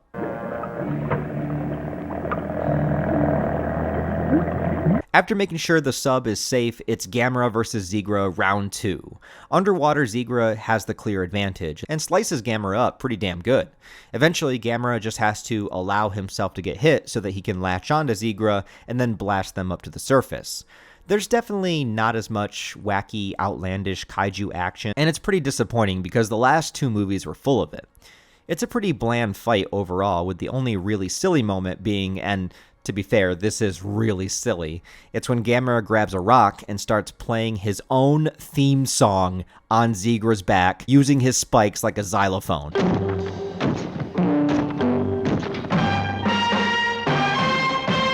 And then he starts dancing to it.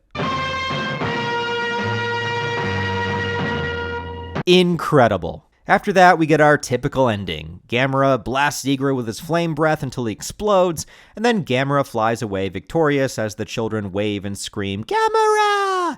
Right after, we get a quick summary of the moral lesson of the movie to not pollute the oceans. I mean, it is a good lesson. Yeah, so like I said, by this point, the formula of Gamera was becoming so old that this movie just doesn't give us enough absurdity to really look past it. Obviously, a lot of that was because of the studio drama behind the scenes and things out of director GYOAS' control, but even so, besides a speaking kaiju and the xylophone moment, this is a pretty forgettable movie in the series. You could tell that it was getting stale, and it would be a 9-year break as the studio tried to recover from its bankruptcy and get itself together, only to decide to release their final GAMERA movie. And if you thought this one was subpar, well, you just wait. Because now we get GAMERA Super Monster. After a 9-year break due primarily to financial issues, Dai Studios and director Noriaki Yuasa returned to put out one final GAMERA movie, and wow, is this one to talk about. From what I understand, the only reason that this was released in the first place was to desperately try to help make the studio make some money, but they didn't even have the kind of finances needed to even make the cheapest of the previous GAMERA movies. So instead, they came up with a story that would feature prominent stock footage of all of the past GAMERA movies, turning this into more of a clip show or a GAMERA greatest hits kind of movie. In fact, the only new GAMERA footage is this extremely awkward looking puppet flying around in the air. There are absolutely no new scenes of anybody in a GAMERA suit or any other giant monster, just a stunted flying GAMERA model. And one additional added moment where they have GAMERA knock over a sign featuring GODZILLA. Yeah, that's some fourth wall breaking rivalry shit right there. But it is pretty funny. It's kind of like when Sam Raimi had the Hills Have Eyes poster in The Evil Dead, as if to say, that's not real horror, this is real horror. And here we have, that's not the top kaiju, GAMERA's the top kaiju. It's just unfortunate that they tried to make that statement in arguably the worst GAMERA film of all time. But actually, I did find some enjoyment with this movie because of how silly it is, and it does attempt to do some things that no other GAMERA film does. The worst and most tedious part of the movie are actually the kaiju scenes, which is usually the draw, but because you have to sit through GAMERA fighting every single one of his villains, from BARUGON all the way to ZIGRA, and it's all the same stuff that you've seen already. But why are they showing all of these fights again? Well, let's get into the story of this movie. It is true that there was a 9-year gap in between GAMERA vs. ZIGRA and GAMERA Super Monster. And what happened between 1971 and 1980 within that gap? Well, a little movie called Star Wars came out in 1977, and it just so happened to become a global phenomenon and one of the most beloved sci-fi movies in history. Since GAMERA is also a franchise with high emphasis on the sci-fi, they decided to take some inspiration from Star Wars, and by inspiration I mean they literally just put a Star Destroyer in the movie, and even opened the film with the classic Star Wars opening shot of the ship flying past you overhead. It is not subtle in the slightest. It is literally just copy-paste. And some of the shots of the ship are so low budget, it's literally just still frames with sound effects and music over them. Yeah, we have sunken that low in terms of budget for these movies. This Star Destroyer knockoff is called Xanon, and I still don't know if the ship itself is meant to be sentient or if there is an alien named Xanon who is controlling the ship, because we never see inside of the spaceship and we only hear voiceovers, so this could totally be a full AI intelligent machine for all I know, or there could be somebody inside of it calling the shots. I have no idea. But classic alien invasion, Xanon wants to take over Earth, however, there is one problem. Yeah, you're thinking the problem is GAMERA, right? You are incorrect. The problem is an elite team of 3 superhero women living on Earth called the Space Women. That's right. Out of nowhere, it is established that there are superheroes living on Earth fighting crime and the forces of evil, complete with their super suits, super strength, and the ability to fly. I assume they are from space because they are called the Space Women after all, but they hide undercover as humans working at a pet store. This could probably also be contributed to the fact that Superman, starring Christopher Reeve, was also released in the 70s and was a huge hit around the world, so this film is capitalizing on 2 cultural landmarks, and at the same time, really trying to market to kids to please come see this movie because we are desperate for your money. But outside of the behind-the-scenes knowledge that we have and just looking at the story itself, it begs the question on if this movie is actually canon to the previous 7 films.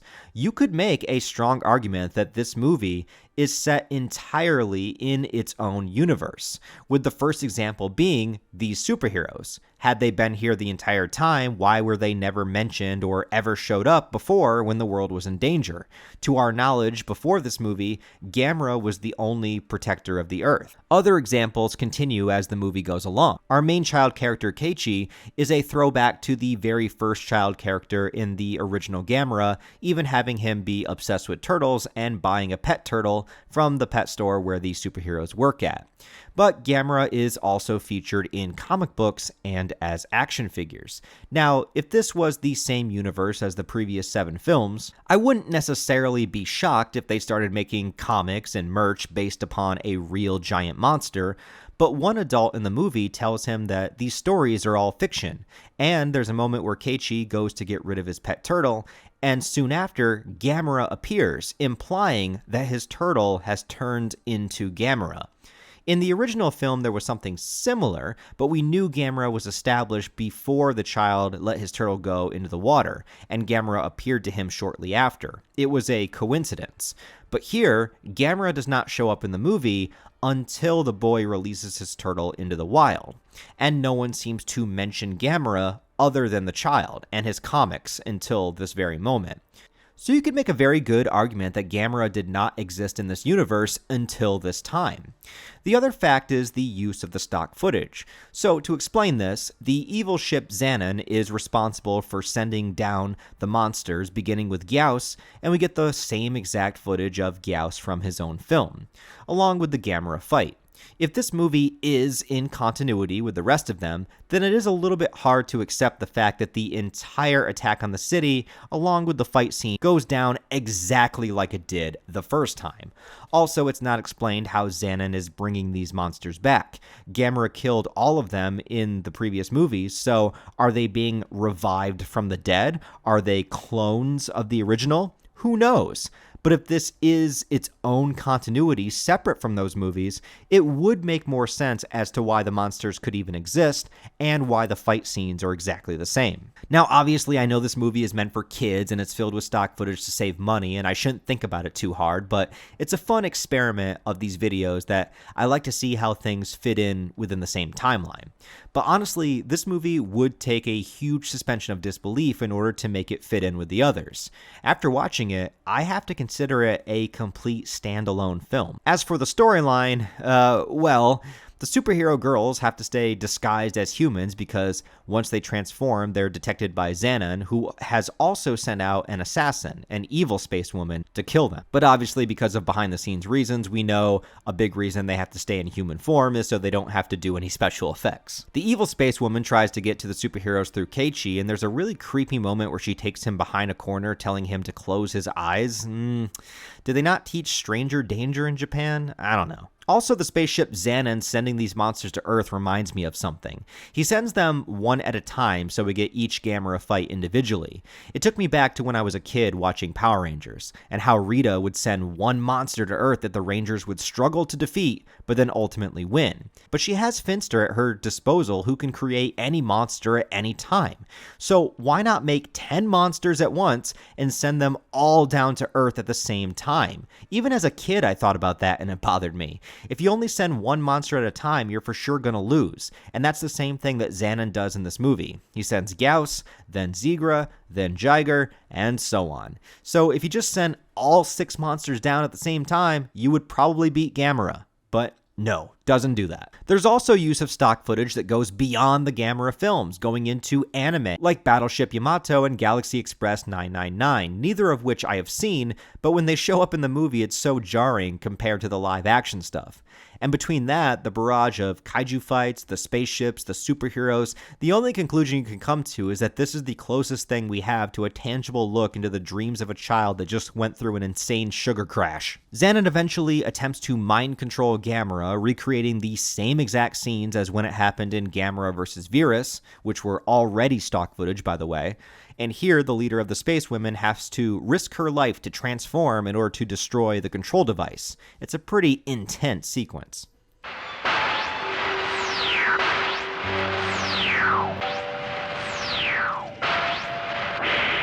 Eventually, the evil space woman catches up with the rest of them and a historic battle takes place.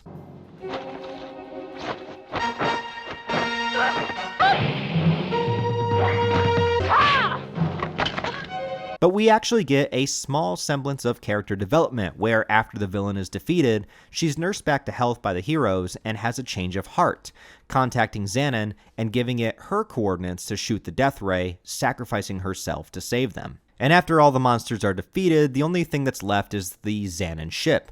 But it's apparently too powerful for anything, even GAMERA, unless GAMERA also makes the ultimate sacrifice. In a surprising twist, this movie actually ends with GAMERA going on a kamikaze mission to destroy the evil ship, a head-on collision that disintegrates them both. As GAMERA collides with Xanon, we get the lamest explosion special effect in the history of cinema. And then, it's over. Earth's greatest ally and protector of children gave the ultimate sacrifice to save the planet. In the final moments of the film, Keiichi is given superpowers as well. Not sure how that happens, but okay. And then he flies off with the space women towards the next adventure. I know it goes without saying, but something about that is just kind of weird. Also, if they can give other people powers, couldn't they have done that earlier to help with all the disasters, but whatever. And would you have ever imagined that the final shot of the GAMERA series would be this? Watch the first couple GAMERA movies and try to make a guess as to what the final shot could possibly be. And I think there's less than a 1% chance that you would say a female superhero flying above the city with a young boy while GAMERA is canonically dead. Holy shit. This is an insane movie only brought forth by a sequence of incredibly strange and specific events. A financial disaster of the studio, the current popular craze of Star Wars and Superman, the fact that GAMERA had become specifically a child-friendly series, and having to create a plotline that could not feature any new kaiju action. What results is a bonkers highlight reel of the entire Showa era, but without much identity of its own. However, some fans look at this movie kind of like a love letter to the series. It is absolutely the most child-friendly out of all of them, and it does remind you of some of the best moments you've had along the way. Since it's the final film in the Showa era, there is, I guess, some kind of merit of looking back through its legacy and compiling it all together. But at the same time, I could only recommend this one if you are a hardcore GAMERA fan and a completionist, or if you are a 7-year-old child. Otherwise, this will do nothing for you, except maybe if you got really stoned out of your mind one night and watched it at 1 a.m. for a good laugh. Not that I would recommend doing that, but I could see it becoming enjoyable then. The Showa era of GAMERA, with all but one film directed by GYOAS, holds a special place in many monster fans' hearts. Many in the West were introduced to it through Mystery Science Theater 3000 making fun of it, or as a secondary to being a Godzilla fan and being curious about its studio rival. But there's no shorting the entertainment value and the creativity of some of these movies. They did the best with what they had and delivered on the goods with what the budgets would allow. A lot of the storylines become rinse and repeat, but each and every one of them does have memorable moments and a heartwarming charm, with GAMERA himself just being such a cool monster. I think every kaiju fan needs to give these films a go, and with the upcoming Heisei series next to review, GAMERA would shift into a wild new direction, getting much more serious, darker in tone, and more compelling as a story, which I think all the more makes the Showa era special. It was the GAMERA of this time period, and will forever remind us of classic science fiction, wacky monster fights, and one too many children screaming, "GAMERA!" at the top of their lungs. And whether or not you like GAMERA Super Monster or consider it canon to the rest, the last thing Showa GAMERA did was sacrifice himself for us, dying as he lived, being a hero for all of us. Well, minus that one time. Before we continue, I just want to pay respects to Noriaki Yuasa, the man responsible for directing all but one of the original GAMERA Showa series. He did pass away in 2004 at the age of 70 from a stroke, and without him, we would not have the classic GAMERA films as we know them, and without his hard work and dedication bringing these films to life and giving us hours upon hours of entertainment. So whether or not we love them as children, whether or not we watch them as adults and laugh at the ridiculousness of them, no matter the case, you would not be getting entertainment. You would not be getting those memories if not for his hard work in those movies.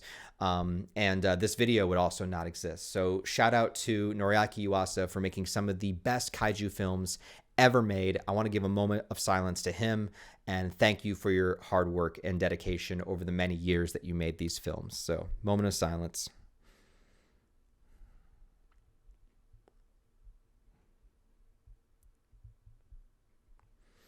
Thank you, Noriaki Yuasa. Welcome back to the timeline board, everybody, and now we have officially finished the first continuity, the first series of GAMERA films throughout the Showa era, and what a trip it is, man. And, you know, as much as it's silly and ridiculous and fun to watch, I do really appreciate that Dai Studios was doing the best they could with what they had, constantly struggling with money, constantly on the verge of bankruptcy, and they just had this franchise that started out as this sort of Godzilla ripoff that turned into its own thing. They struggled to find their footing. They had GAMERA versus BARUGON, which was kind of serious, and then they started adding in the little kid stuff, and then all of a sudden there's like alien squids and, you know, GAMERA swinging around a pole and sticking telephone poles in his ear and kids going inside of GAMERA's body to fight off some infection, and then ending with, you know, superheroes that supposedly were there the entire time but never showed up until GAMERA Super Monster. So I don't know. Like I said, some people do consider GAMERA Super Monster to be within its own continuity. But I do believe officially it is considered just part of the Showa era and not in its own universe. So we're just going to consider it. Now, we are going to get into the Heisei era of films, which gets a little bit darker, a little bit more serious, a little bit more intense. But before we do that, I do want to take a brief detour, brief intermission, whatever you want to call it, and talk about some of the other media concerning GAMERA, because he has shown up in other places outside of just the films. When it comes to comics and books and video games and what have you, there are a lot of other appearances of GAMERA throughout the past 60 years also, and I feel like those are worth mentioning. So come with me into a segment that I like to call Other Media, as we kind of run down all of the other places that GAMERA shows up, or at least that I could find. There might be more out there. Some of the GAMERA information is a little bit more scarce than you would think it is, but this is all of the information of what I could find of the other places that GAMERA has shown up over time. Also, guys, if you have enjoyed this talk about giant turtles up until this point, I would deeply, deeply, deeply appreciate it if you could like the video and give it a comment just to help it out in the algorithm. These videos take a very long time to make, and in the meantime, I often do struggle with YouTube, and the only thing that really helps is just getting the videos out there to get them seen more views, more watch time, that kind of thing. And I know it's super annoying. You know, I know that like you go to a YouTuber's video and you're like, oh, I want to enjoy this video. And then all of a sudden they're like, hey, like and subscribe and join my Patreon and blah, blah, blah. I know it can be annoying, but it must be done. It's a necessary evil. It's like having to pay high gas prices. It's like you don't want to do it, but what are you going to do? Just not put gas in your car? It's like it needs to be done because people forget and people don't realize like how little those little things like liking and commenting, how it goes a long way, because if multiple people do it, then it accumulates and it actually really does help the video out. But you know, oftentimes you're just kind of sitting back enjoying the video, you're not thinking about it, so you just need that little bit of a reminder. And it's not that you wouldn't have done it anyways, or maybe you would have, and now that I'm telling you to do it, you don't want to do it because I'm telling you to do it, which is exactly how my mind is and why I never did homework when I was a kid. But that's okay, because now I'm an adult and I'm on the internet talking about giant turtles. So everything worked out fine. All I'm saying is if you did enjoy the video, I would appreciate a like or comment. But you know what? You live your own life and you don't have to. You make your own decisions, and I'll always support you no matter what. Beyond that, guys, let's get into the other media segment and talk about where GAMERA has shown up outside of the film world. Since we just covered the entire Showa era, I guess the best place to start the other media segment would be with this. Hey, it's GAMERA! GAMERA! Oh, you know, I thought he looked familiar. Living in the West, as I do, GAMERA truly became known and synonymous with a television series called Mystery Science Theater 3000. And I never quite realized how odd it would be to try to explain what this show is until this very moment. Essentially, it's a movie commentary series where the premise is about mad scientists trapping a human being up in space along with his robot sidekicks to keep him sane as they force him to watch cheesy B movies and monitor his mind. It's actually all explained to you in the opening song.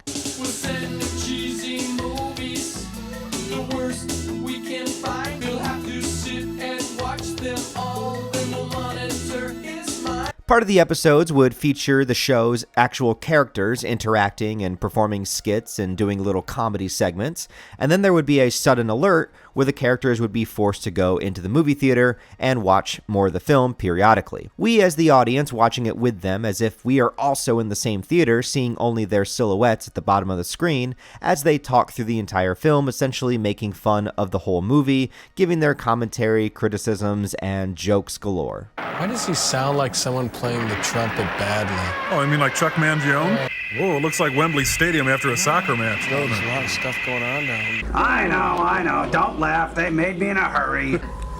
That's right. Hey, look, Crow, our biological clock's going off. Yeah. See that? You know, guys, it just dawned on me how weird this film is, you know? Yeah. It's kind of goofy. A lot of the movies chosen were some of the worst when it comes to sci-fi, monster, and alien invasion films. This show in itself had massive appeal, as obviously people love watching others commentate on silly movies. After all, that's probably why most of you are watching this video. Mystery Science Theater has hundreds of episodes and has been canceled and brought back into existence numerous times, essentially airing since the late 80s up until even the 2020s. And it's also filled with its own lore and multiple hosts that pull the whole thing together. Now, full disclosure from my perspective, I, of course, watched Mystery Science Theater a bunch of times, but I'm not a hardcore fan to the point where I've followed it for years and years and can tell you the differences between all of the hosts in different seasons. It was one of those things that when I saw it on TV when I was younger, I would stop to watch it immediately, I would laugh at it, and I had a lot of fun times watching it alongside my dad, who also really enjoyed it. But I was also very much a casual viewer, so I can't pretend that I know a ton about the show itself or the behind-the-scenes nature or the creation of it or anything beyond just the general premise and some of the episodes.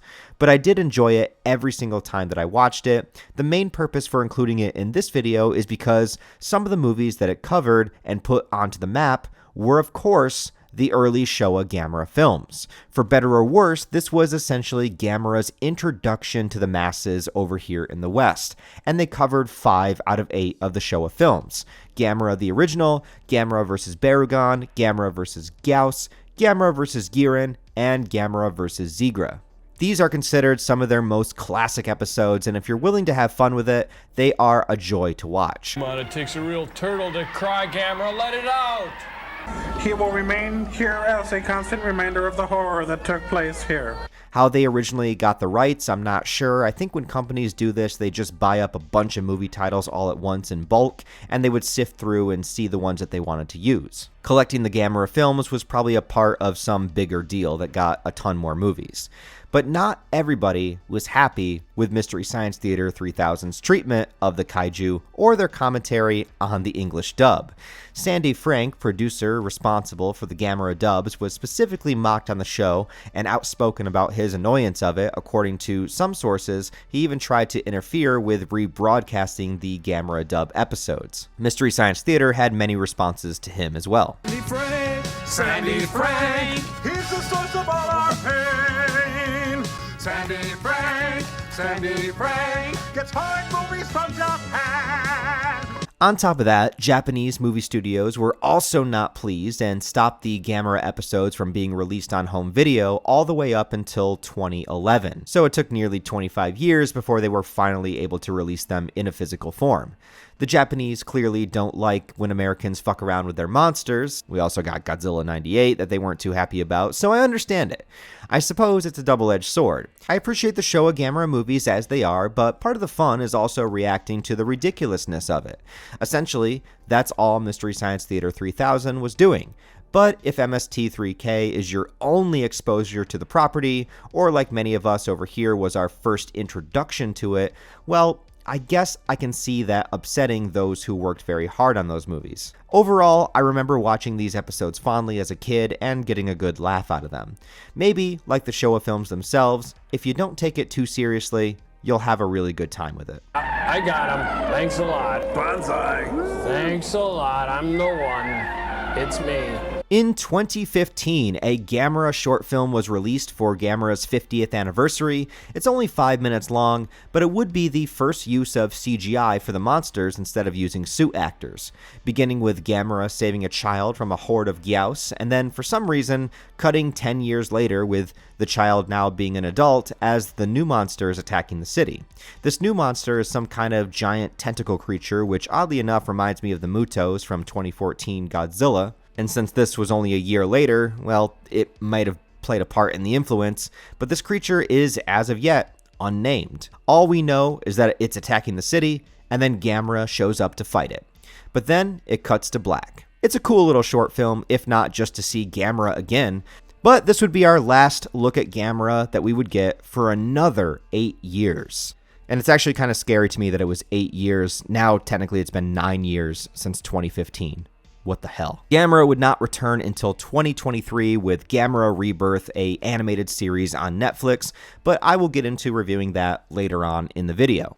But of course, there were a handful of planned GAMERA movies that never got to see the light of day, such as GAMERA vs. the Space Iceman. Yeah, unfortunately, there's no pictures of the Space Iceman kaiju since it never went into production, but let's just use this image as a stand-in.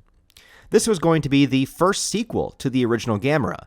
It would have started the sci-fi alien invaders motif from the series even sooner, as a race of alien icemen invade the Earth, wanting to turn Earth into an ice planet of their own.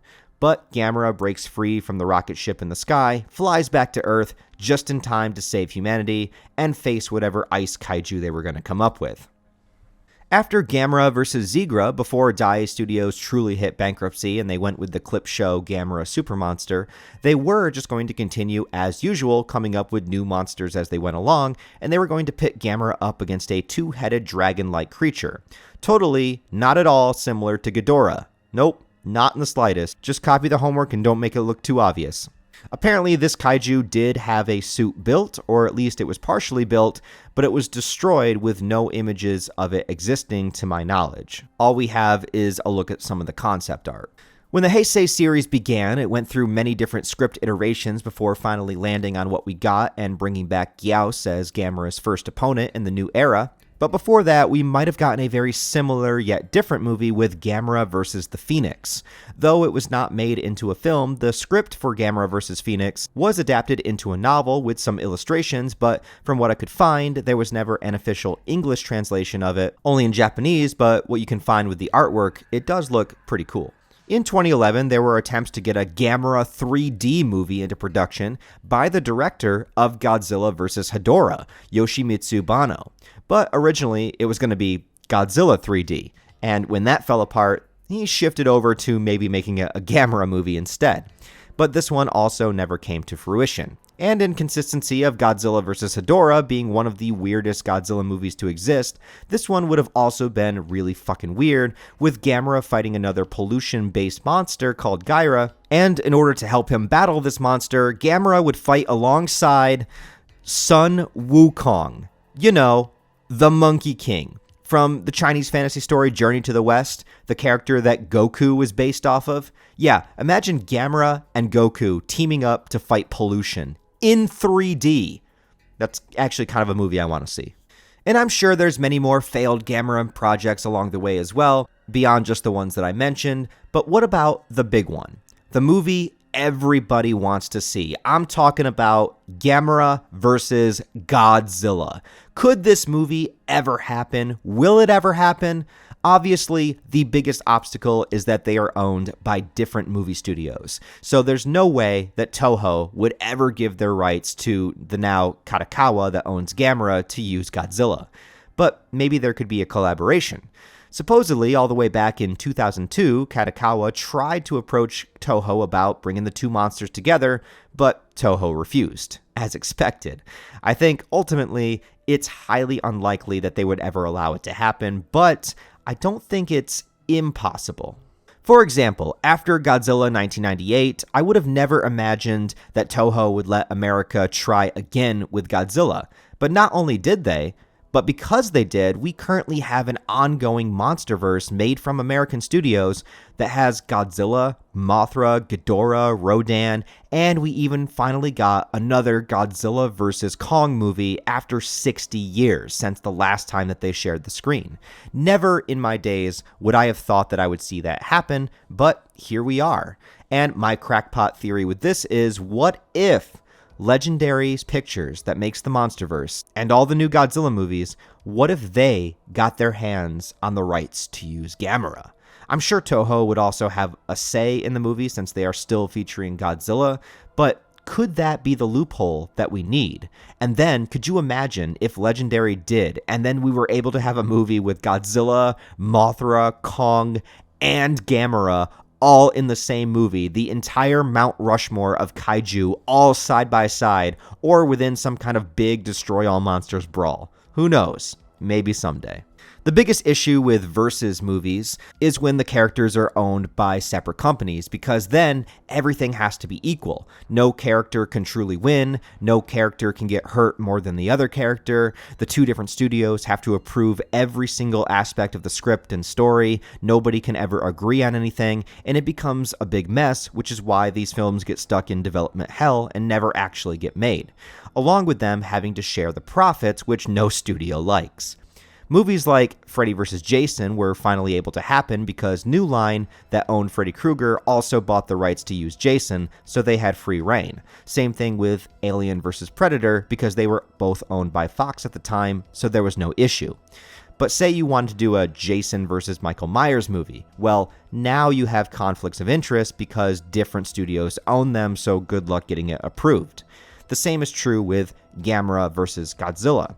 And Godzilla is such a huge global property at this point and such a moneymaker that Toho has no reason to collaborate. They have no real incentive. It would mostly only benefit Kadokawa Pictures and, of course, us as the fans. I still would never say never, and I hope in my lifetime it comes to be, but for now, we only have our imaginations to think about how this fight would go. Well, that and some pretty well-made fan films that are out there. When it comes to GAMERA manga, I actually would have thought there would have been more out there, but the only thing I could really find was a manga version of GAMERA vs. BARUGON, but it takes place within the Heisei continuity instead of the Showa era, which is interesting. On the US side, there was a 4-issue GAMERA comic book series published by Dark Horse back in the mid-90s, along the same time that the Heisei series was starting. Dark Horse also had the rights to Godzilla around the same time for comics, but yet they still couldn't get GAMERA and Godzilla in the same comic. Of the short run of the GAMERA series they did produce, though, I decided to read it, and I'm going to give you my thoughts. So I read the 4-issue GAMERA comic released by Dark Horse, and it is a trip. I don't know what I was expecting. Obviously, the GAMERA series is as batshit ridiculous as you can possibly imagine, but the comic book is supposed to take place within the Heisei era of GAMERA films. And I know that this segment of the video is going to be between the Showa and Heisei films, but the Heisei films are essentially a little bit more grounded, a little bit more serious. I know they still have giant monsters, but they're a little bit more serious in tone, especially more so than the Showa films were. But this comic, although it takes place in the Heisei era, is absolutely, without a doubt, throwing back to the most Showa of Showa GAMERA films you could possibly imagine, both in the enemies that it creates in the comic, or brings back into the comic. They're all classic Showa villains, but also in the ridiculous nature of it, and I was kind of eating it up, not gonna lie. I was not expecting it to be this crazy, and I really enjoyed a lot of it. Now, technically, it takes place after the first Heisei GAMERA film. There's 3 in the trilogy, and then there's like a one-off that's not connected to the trilogy, but this one supposedly takes place right after the first one, because they talk about how GAMERA fought GYOAS, which was the main enemy of the first Heisei film, and it also, surprisingly, has 2 characters from the Heisei movies. It has Asagi, which is a young girl that finds this totem that connects her to Gamera, and it has Mayumi, who is this sort of ornithologist. I think that's how you pronounce it. They study birds, and that's what gets her involved with GYOAS in the first movie. And they actually show up in multiple films in the Heisei series, so it makes sense to have them in here, but I wasn't expecting it. I would have just assumed this would make up its own characters, and after reading it, it very well could have. So just kind of a nice little addition that they add those characters in. But a lot of the comic is through the perspective of this pilot who has kind of made a lot of poor choices in his life, and he's trying to turn his life around, so he creates this sightseeing service. Asagi shows up in the very first page, and that's what eventually gets him drawn into this world of monsters. On the other side, we have Mayumi, who is, like I said, the ornithologist, and she links up with this other female scientist that takes her to an island to investigate the GYOAS, only to find out that it is a mad scientist. She's basically, the mad scientist trope is done through the vessel of this hot blonde chick who is creating all of this mutated GYOAS creatures on this island. But that's not all, because her mind is slowly being taken over by VIRAS. Yes, they bring VIRAS back, who is just this squid inside of this tube that they think that they're experimenting on, but really VIRAS, and this goes in line with how VIRAS was in the Showa era, how he has this sort of like mental, control over his followers, and he gets into the mind of the scientist and begins to take her over, and now she swears allegiance to VIRAS, and every decision she makes is to make VIRAS more powerful. VIRAS ultimately becomes the main villain of the GAMERA comic, even though there are other villains in here. VIRAS is sort of like the head honcho, or at least the final boss of the comic. But the blonde mad scientist also has this guy that is hopelessly in love with her. And he found her dancing and partying, and then the fact that she is this science genius only made him fall harder, and so she is his rock. She's his muscle, or he's her muscle, sorry. He's this big, kind of like burly dude, but he's helplessly in love. He's a great character. I love him so much. And when he sees that she's starting to get, manipulated by VIRAS, he's not sure how to feel, because he doesn't know how much of it is her, and he still wants to follow her. He still wants to do what she says, but he could tell that she's going in a darker direction, but he goes along with it because he loves her so much. The power of love is very prevalent throughout this comic, which in a weird way makes sense for GAMERA. I don't know how to explain it, but it's there. So you have these two coinciding plot lines where you have the mad scientist plot line, and then you also have Asagi's plot line with the pilot. So you basically have the two main characters of the GAMERA Heisei series, but they have their own side characters that are also enhancing the plot until they merge pretty much in the final issue of the comic. But after GAMERA fights GYOAS in the first issue, as it continues, the pilot and Asagi come across ZIGRA in the ocean, just kind of here. ZIGRA is hanging out, causing destruction. GAMERA fights him, gets into a bit of trouble, passes out in typical GAMERA fashion. There's always a moment in the movie where GAMERA gets overpowered for a little bit, put out of commission until he comes back in the final act. So they follow the classic structure of the GAMERA movies here. But that's not all. They didn't decide to stop there. They're not going to stop with just GYOAS mutations, ZIGRA, a mad scientist, and VIRAS. No, they're going to bring this into what makes GAMERA truly a GAMERA film, and that's the wacky sci-fi adventures with invading aliens and space babes, and we have our space babe in this comic too. The alien babe also has a quirk where she has a very hard time communicating with humans, and so she does so through slang terms, and pretty much just slang terms alone. There's admittedly a lot of humor in the dialogue throughout this comic that I wasn't expecting. After just watching the Heisei films, my mind has kind of shifted to the point where it's like, oh, GAMERA is this serious, dramatic kaiju kind of property, but this comic takes it all the way back to the original, so that is not prevalent here whatsoever. So the alien chick is actually here to get ZIGRA for a client of some sort, so she's kind of like a I don't know, like a ZIGRA, a kaiju wrangler, a bounty hunter. I honestly don't know. But she's here for that. GAMERA, of course, defeats and kills ZIGRA, so she's out of a job. But then when VIRAS starts attacking, she's like, oh, well, I'll just grab VIRAS instead and take it to my clients. So I don't know why she couldn't have been down here just to get VIRAS to begin with. Actually, the whole ZIGRA segment seems so out of place, but at the same time, I feel like they were trying to get a kaiju fight in every single issue. So, to fill the gap in between GYOAS and VIRAS, they're like, let's just throw ZIGRA in there, why not? But the best moment, and actually maybe quite a profound moment in a GAMERA comic, is towards the end, where the man that was dating the mad scientist woman actually loses her. She actually falls into the flames underneath VIRAS, and in a tragic, desperate cry, he jumps after her, but fails. However, during this moment, GAMERA is fighting VIRAS, and he is not doing well. But the man sees that GAMERA is powered up by flame, and so he literally sacrifices himself in this iconic, almost Hulk-like strength moment to fuel GAMERA with flames, comparing the flame to that of love. I see that need in your eyes, Giant One. You need the flame. The flame is like the love of a woman. It gives life, but it consumes all it touches. Wow. That is an incredible statement to read in a GAMERA comic. I have no words. In a flash, the man is eviscerated as GAMERA powers up, ready to deliver the final blow to VIRAS, and promptly kicks his little squid ass. The alien woman, I guess, just starts living amongst society, and the pilot, now in possession of the totem, has a choice to give it back to Asagi or keep it to himself to get into more trouble. He says the choice is clear, but if you're going with any kind of canon of the Heisei films, well, he has to give it back to her. If not, maybe this could go in a complete tangent universe where the possibilities are endless. Like I said, it was cool that they added the Heisei characters in, but they are kind of inconsequential. I mean, you could switch them out with other characters and it wouldn't really make that much of a difference in the little plot that they gave. I like the mad scientist element. I like the twist on it. And of course, the character that sacrifices himself for GAMERA in the name of love. Just beautiful icing on the cake. The artwork is fine for the time. It seems very classic, like 90s style artwork. The monsters look good enough, you know.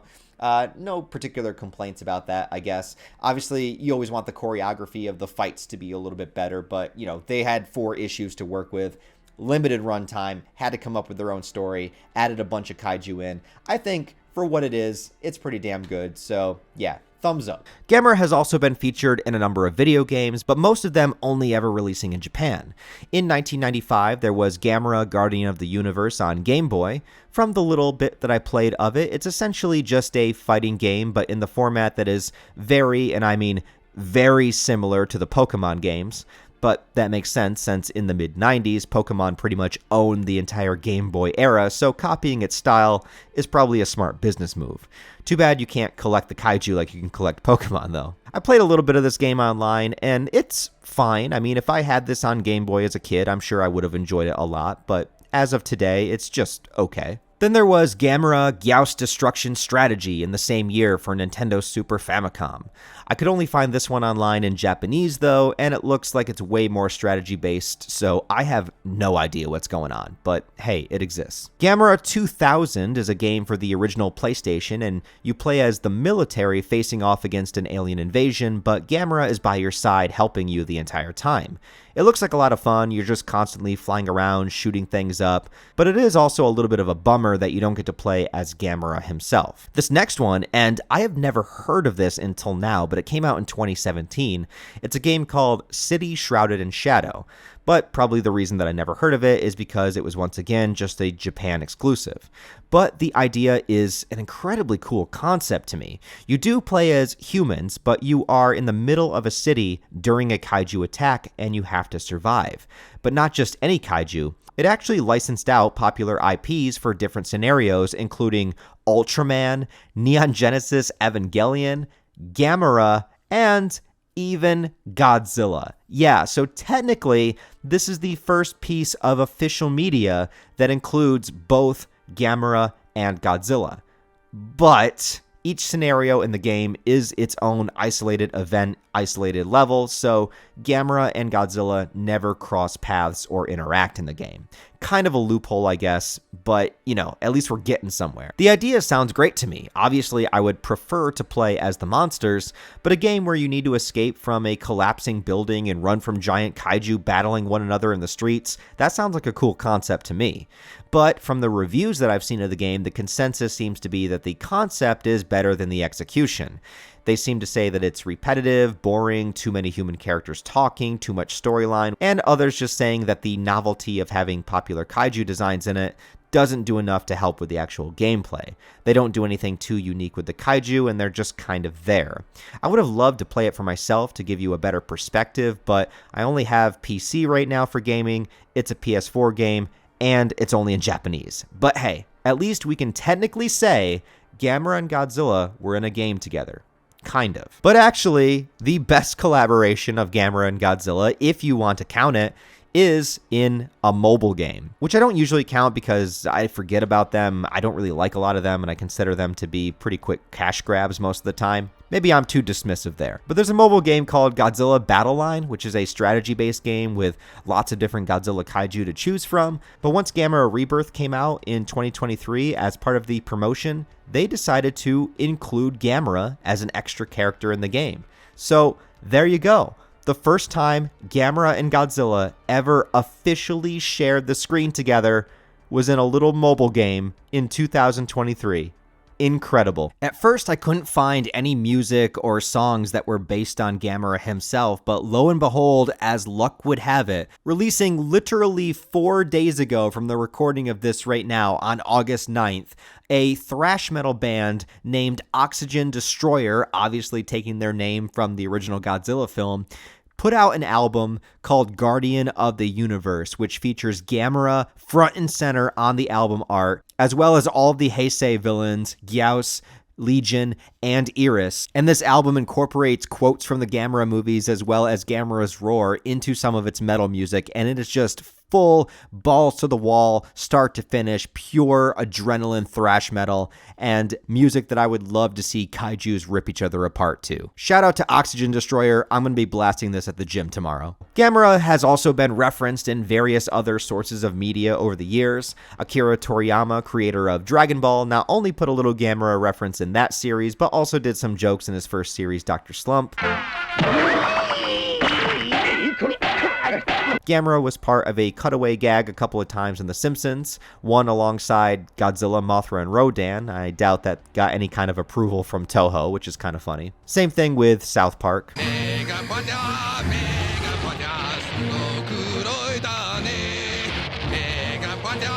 In the Godzilla animated series based on the 98 Godzilla, there's an episode where Godzilla faces a giant turtle kaiju. It's very different from Gamera, but maybe still worth mentioning for the reference. I recently rewatched the animated film Frankenweenie, directed by Tim Burton, knowing that Tim Burton is a Godzilla fan, referencing Godzilla in a bunch of his other movies. I don't think it's any coincidence that in Frankenweenie, it has a giant turtle kaiju attack towards the end. So definitely a Gamera fan too. In the Nicktoons cartoon Franklin about a turtle, there's an episode where he imagines ghosts that just so happen to be in the form of some classic Gamera villains.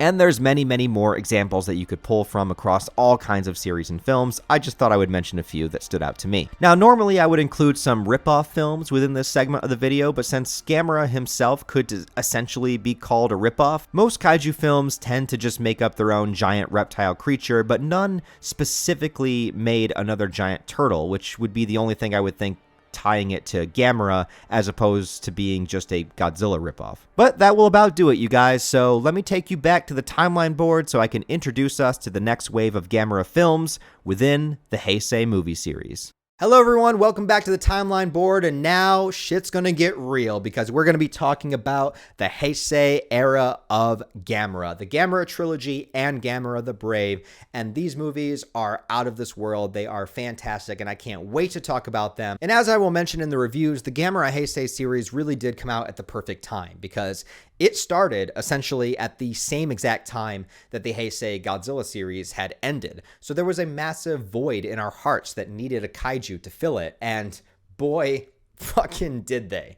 I will tell you, I have seen these movies before, but Yeah, it was a long time ago. I was an adult by the time I watched them, but it still had to have been about 10 years ago. It's been a long time. So I actually bought the collection that Arrow put out, and it's a really, really great collection. I would say that if you're a physical media guy, this would definitely be on my list of something to get. They do have a collection of the Showa era as well, but it is really, really expensive. Last I checked, it was like 65, 70 bucks, and I just wasn't quite ready to pull the trigger. This was about 30, so a little bit safer, but less films, you know, so that adds to the reason why. But these are really great transfers on Blu-ray, and I would definitely highly recommend getting this if you're a GAMERA fan or just a collector of physical media in general. There's very few of us out there anymore, you know.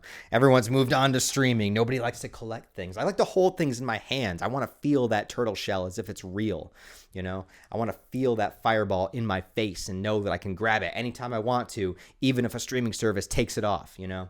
Anyways, shout out to my physical media collectors out there. But yes, let's get into the GAMERA Heisei series, man. Can't wait to talk about it. I don't think anybody ever expected GAMERA to make a comeback after the conclusion of the Showa era. With Super Monster being kind of a glorified greatest hits film and the studio hitting bankruptcy, it seemed like things were a wrap for all things GAMERA. It wouldn't be until 15 years later that there would be another GAMERA film, and within that time, his off-screen rival Godzilla had crashed back into theaters with his own Heisei series, redefining a new era in his own legacy, and culminating with an emotional send-off with the death of Godzilla in Godzilla vs. Destoroyah. That final Godzilla Heisei movie just so happened to release the same year that GAMERA would return in 1995. Instead of both franchises coming out side by side and competing, Godzilla had left us for the time, and that meant that there was a kaiju-sized hole in our hearts that needed to be filled. Enter GAMERA, Guardian of the Universe. After these 15 years, Dai Studios was ready to get back into the giant monster business, originally attempting to revitalize another franchise, Daimajin. It was an old-school trilogy about villagers within feudal Japan that call upon a demon god to save them, with some disastrous results. But the once great savior of humanity, GAMERA, was proving to the studio that it would provide much better results. But for this new iteration, the monster had a brand new team that was brought on board, and several versions of the story and the script were gone through in order to try to strike the right tone that would satisfy the studio, the creators, and of course, the audience, who after the Godzilla Heisei era were expecting more out of their kaiju films. On board came Kazunori Ito as the writer, who in the very same year of 1995 was the guy responsible for writing the screenplay of one of the greatest sci-fi anime films of all time, Ghost in the Shell. He was paired up with director Shusuke Kaneko, and they collaborated wanting to make a darker, more serious kaiju film as opposed to the child-friendly GAMERA movies of the previous era. The studio was of course cautious of this, considering GAMERA had a reputation to uphold, at least in terms of being able to market to children, so for the first movie in this new Heisei trilogy, there were a bit of compromises made on both sides. GAMERA still had to be a gentle protector, but the creative team were still able to shoot some horrific sequences, particularly with the revival of a classic GAMERA enemy, GYOAS, and they were allowed to make a movie that didn't have to have a child character with his token white friend inserted as the main characters, a first since GAMERA vs. BARUGON way back in 1966. Complete with the slightly darker tone, the cinematography and action sequences that are just fantastic for this time period, and yes, we are losing the wacky over-the-top insanity of the fight scenes, but we get to replace that with kaiju battle sequences that are some of the best that any Suitmation monster movies or kaiju movies have ever been, and they increasingly get better throughout the entire Heisei era. Now this version of GAMERA begins here and creates all new lore for its monsters, as in, this film is humanity's first discovery of both GAMERA and GYOAS, and you aren't told the lore all at once, or all within the first 5 minutes like in the first GAMERA movie, but instead, new discoveries are spread out throughout the film, which helps you stay invested and curious about what the next bit of information is going to be. Essentially, the movie opens up following two simultaneous discoveries. One is ships in the oceans picking up movement of what would be GAMERA, explaining a bit more of his powers as he's absorbing plutonium as his source of energy. And another group is humans finding out that on one particular island, there are giant bird-like creatures that are beginning to eat human beings as their primary food source. One of our protagonists, Mayumi, heads to this island to investigate, and after digging through some poop, she finds the remains of a human that she knew that had been eaten. Yeah, if you ever wanted to see some GYOAS poop, well, this movie gives it to you. This movie also did come out 2 years after Jurassic Park, so maybe it's a reference or something. But she soon sees GYOAS for herself, and it's not just one, but at least 3 GYOAS that are on the loose here. And unlike the Showa-era GYOAS, these ones are not harmed by sunlight. They just don't like bright lights or things flashing in their face. But beyond that, GYOAS is mostly the same in terms of design, its appetite for humans, and also being able to fire off a concentrated beam of energy out of its mouth. One thing that you may not assume is that the origins of GYOAS and even GAMERA call back to the lost city of Atlantis. GYOAS is not a natural being of this world, but instead a creation by the Atlanteans that went wrong. However they were biologically engineered or for what purpose, we don't know, but things got out of hand, and so these Atlanteans also created GAMERA as an attempt to try to destroy the GYOAS.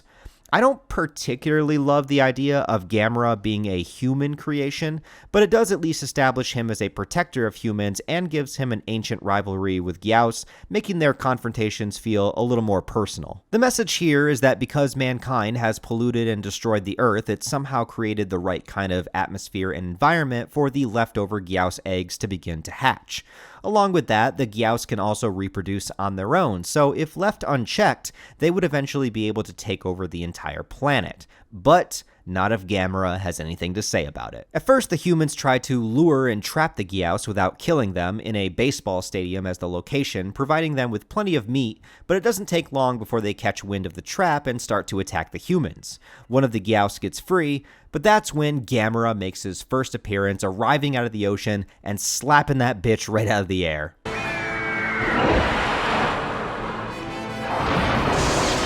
Although GAMERA is trying to defeat them, humanity currently doesn't realize this, and they view GAMERA just as much of a threat as they view GYOAS, which I like, and it creates more tension in the film, as humanity doesn't know about GAMERA, and so they don't play favorites. All they know is that they're stuck in the middle of an ancient war between 2 kaiju. A young girl named Asagi, who is also a main character, comes in contact with a totem that gives her connections to GAMERA in a way.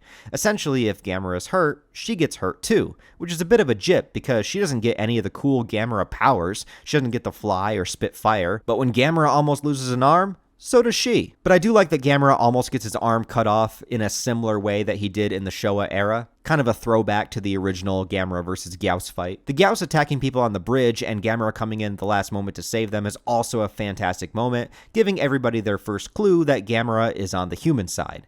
GAMERA does a good job of staying on top of things until he gets a little bit too injured, and this allows the final GYOAS to grow to full size and begin attacking the city with tons of destructive kaiju delights to witness. The shot of GYOAS perching on top of the destroyed Tokyo Tower at sunset has to be one of the coldest shots ever seen in a kaiju movie. This on its own could be the cover of a heavy metal album or something, and I'm surprised it's not used for anything else. The humans do everything they can, but in the end, they have no choice but to wait and put their faith in GAMERA. As GAMERA arrives for the final climactic battle, it is just a joy for any kaiju or monster fan to witness.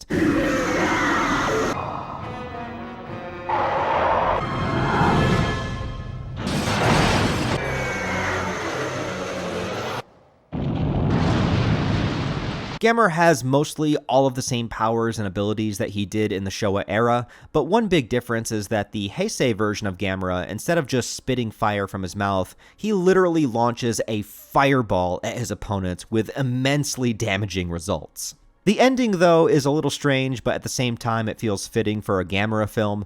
The totem held by Asagi does give the benefit of increasing GAMERA's own strength and energy when she herself feels a sense of love, compassion, and I assume confidence of victory. As her father holds her hand, GAMERA himself gets a massive power-up. I guess you could say it's the power of love.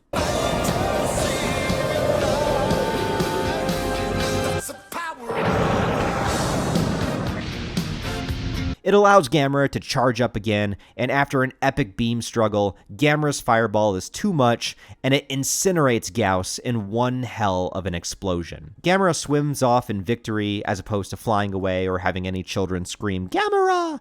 But the human characters do thank him, and also they make an affirmation of their own to be able to handle these threats better in case there's any future kaiju atrocities, and not necessarily needing to rely on Gamera. Gamera, Guardian of the Universe, may not be the greatest kaiju film of all time or anything, but it is a swift kick in the ass for the franchise and hits high points within its action and effects never thought possible before in the Gamera series. The human characters are pretty smart and proactive, and even if they're not the most memorable, they carry the story effectively well scene to scene, and they never become annoying or overbearing. There's a good balance between human scenes and monster scenes. Gamera is treated with respect, but also made much more intimidating with his upgrade, and it was cool that they brought back a classic enemy like GYOAS, who still is the only Gamera enemy to show up in multiple movies.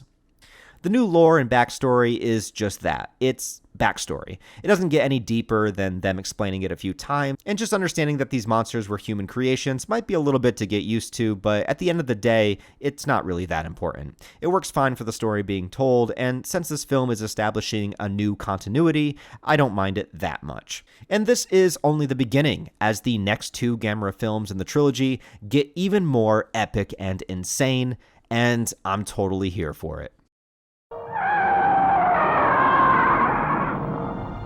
Gamera 2: Attack of Legion.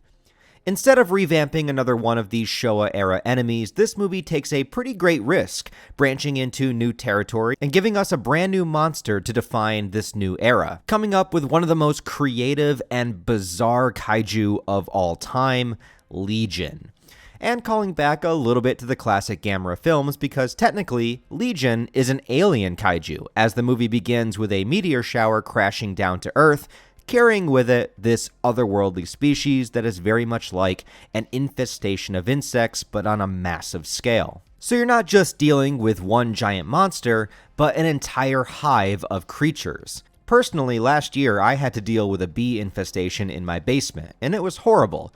But now imagine that all of those bees are the size of a minivan. That is absolutely terrifying, and this movie delves far more into that Lovecraftian style horror than the first Gamera movie did. There's a sequence on a subway train early on where a group of passengers come in contact with the Legion creatures that just tear them apart, and it does not shy away from the horror. The little legions actually kind of remind me of the bugs from Starship Troopers in a way. And it doesn't take long before the humans are massively outclassed, and the creatures construct a giant plant-like hive within a city, which apparently is all a method in order to spread them to other planets by eventually getting so large it explodes, sending more seeds into space, and wherever they land, the infestation continues. So Legion really is like this constantly spreading and infecting virus that, if you can imagine it's been doing this for as long as it's existed, then there might be thousands of planets out there that have been taken over by it. An almost unstoppable idea that is specifically named Legion by the humans as a reference to the Bible, where a demon states that we are many, we are legion, when it's asked what its name was, referring to a collective of armies and demonic spirits all together, a lack of individualism, and where everything is all for the greater good of the hive. But when the world is in danger, there is, of course, one hope, in the form of a gigantic turtle that can fly and spit fireballs. Within this timeline, humanity as a whole still doesn't exactly trust Gamera. Not everybody is on board with this kaiju that is out there just existing and can come and destroy a city whenever it wants to. Only a few humans were aware of Gamera's origins and the things that happened at the very end of the last movie, so Gamera is still in rocky territory with humanity. But once again, when Gamera shows direct antagonism with something threatening life on Earth, he does manage to destroy one of its nests with his fireball, but then Gamera is just swarmed, and I mean swarmed by the hive, to the point where his entire body is covered by Legion. There's a bit of a combination of CGI and practical effects here, but for mid-90s Japanese cinema, it looks pretty damn good. The Legion are also instinctually drawn towards particular electrical frequencies and get distracted long enough for GAMERA to take flight and escape, and kill a couple of them in the process. The discovery of the frequency attraction gives our main characters many theories on how Legion works, and they figure out that's why it's been drawn to cities in order to build the nest, attracted to all of the electronics. And it also builds a solid way for the military to help combat them, as well as draw them away, or at least distract them momentarily with the use of these electric frequencies. And even though a lot of this can be over-explained in the movie, I do like the amount of effort that they put into fully fleshing out the creature. A lot of the Showa GAMERA movies obviously have monsters that do the most random shit imaginable, and we all just take it at face value, which there's nothing wrong with that, but for the more serious tone of the Heisei films, it's nice to have the attempt to ground these creatures a little bit more, and at least get the sense that the human characters are learning new information about them and building upon it. We also get one returning character from the first movie, Asagi, who was the girl that had a special totem connecting her to GAMERA. She doesn't have a ton to do in this one, or at least not as much as the first, but I do like that she was included. It's actually pretty rare for kaiju movies to have some of the same characters return film to film, so it's nice to see somebody familiar, and it just generally helps the continuity to continue the human story rather than just the monsters. Asagi still has the totem, but it doesn't do her as much good this time around. As the queen, or I guess it's known in the GAMERA fandom, the Mother Legion, finally arrives on the scene, and what a crazy designed monster this is. Talk about something feeling alien or otherworldly, looking like it's built with a hard exoskeleton, having these insect-like legs but also built upright in the front, spikes all around its head, the one major protruding horn, and just looking at this thing is incredibly off-putting. It's miraculous the way that they were able to bring it to life with all of the practical effects, and it's just the kind of thing that we don't get anymore. If you were to create a creature like this, it would definitely be all CGI at this point, but I love how much effort they put into all of the practical effects, and it looks great. It's also at least twice the size of GAMERA, adding to its intimidation factor and its threat level, and within its first appearance, it wrecks GAMERA like nobody's business. GAMERA is stabbed over and over, a huge chunk of GAMERA's shell is just blasted off, and all seems hopeless.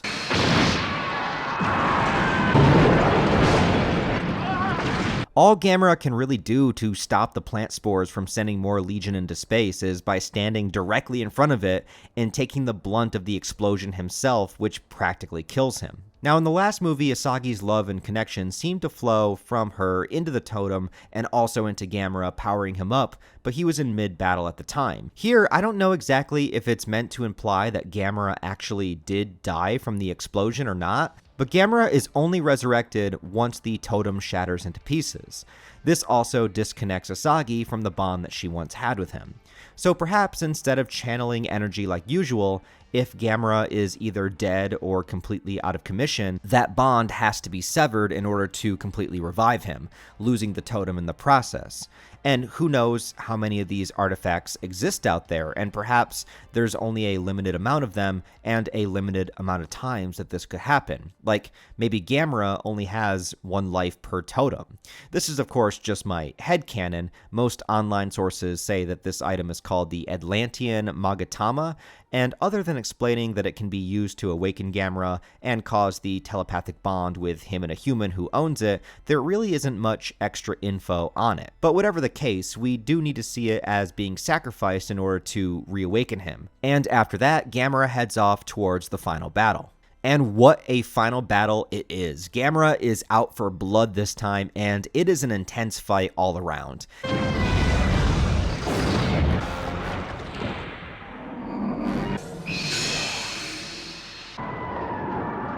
Even having GAMERA break off pieces of Legion's face with his bare hands. They also do find a creative way to involve the human characters. They increase the electromagnetic signals in order to draw the smaller Legion and the Hive away from the fight so that GAMERA can just focus on the Mother. As I said, this one still gives a lot of confliction to the humans on whether GAMERA is on their side or not, but ultimately, they do decide to help him or at least put their faith in the Earth Kaiju as opposed to the otherworldly one.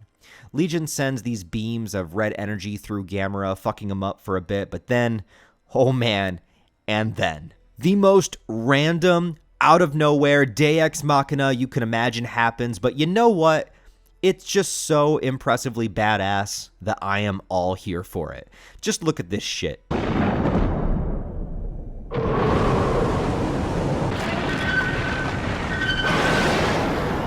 Add this to the list of Gamera feats, but somehow he opens up the front of his shell and just bam, the biggest fucking fireball Kamehameha wave you have ever seen in your life just obliterates Legion.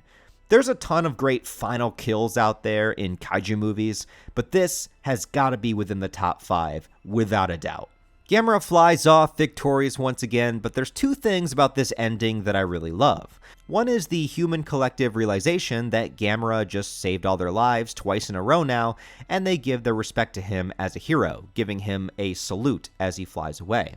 But also, there's a bit of an ominous ending here too, where one of our main characters, Hamani, says that she doesn't think Gamera is necessarily protecting humans, but he is protecting the planet Earth, meaning that if Gamera ever felt that human beings were the enemy to the planet, he may turn on them, which I think is a really cool moment to leave off on as a cliffhanger, just to ponder what we as people do to make ourselves the enemies of the Earth, of which there could be many answers. It's kind of a more frightening way to give an environmental message. Gamera 2 Attack a Legion is really a great continuation of the first one that is able to stay true to the heart of Gamera, but at the same time get deeper into its darker themes with a threatening monster that acts more like a concept than a character, a massive infestation just working to survive and spread with no regard whatsoever for the insignificant human beings around them.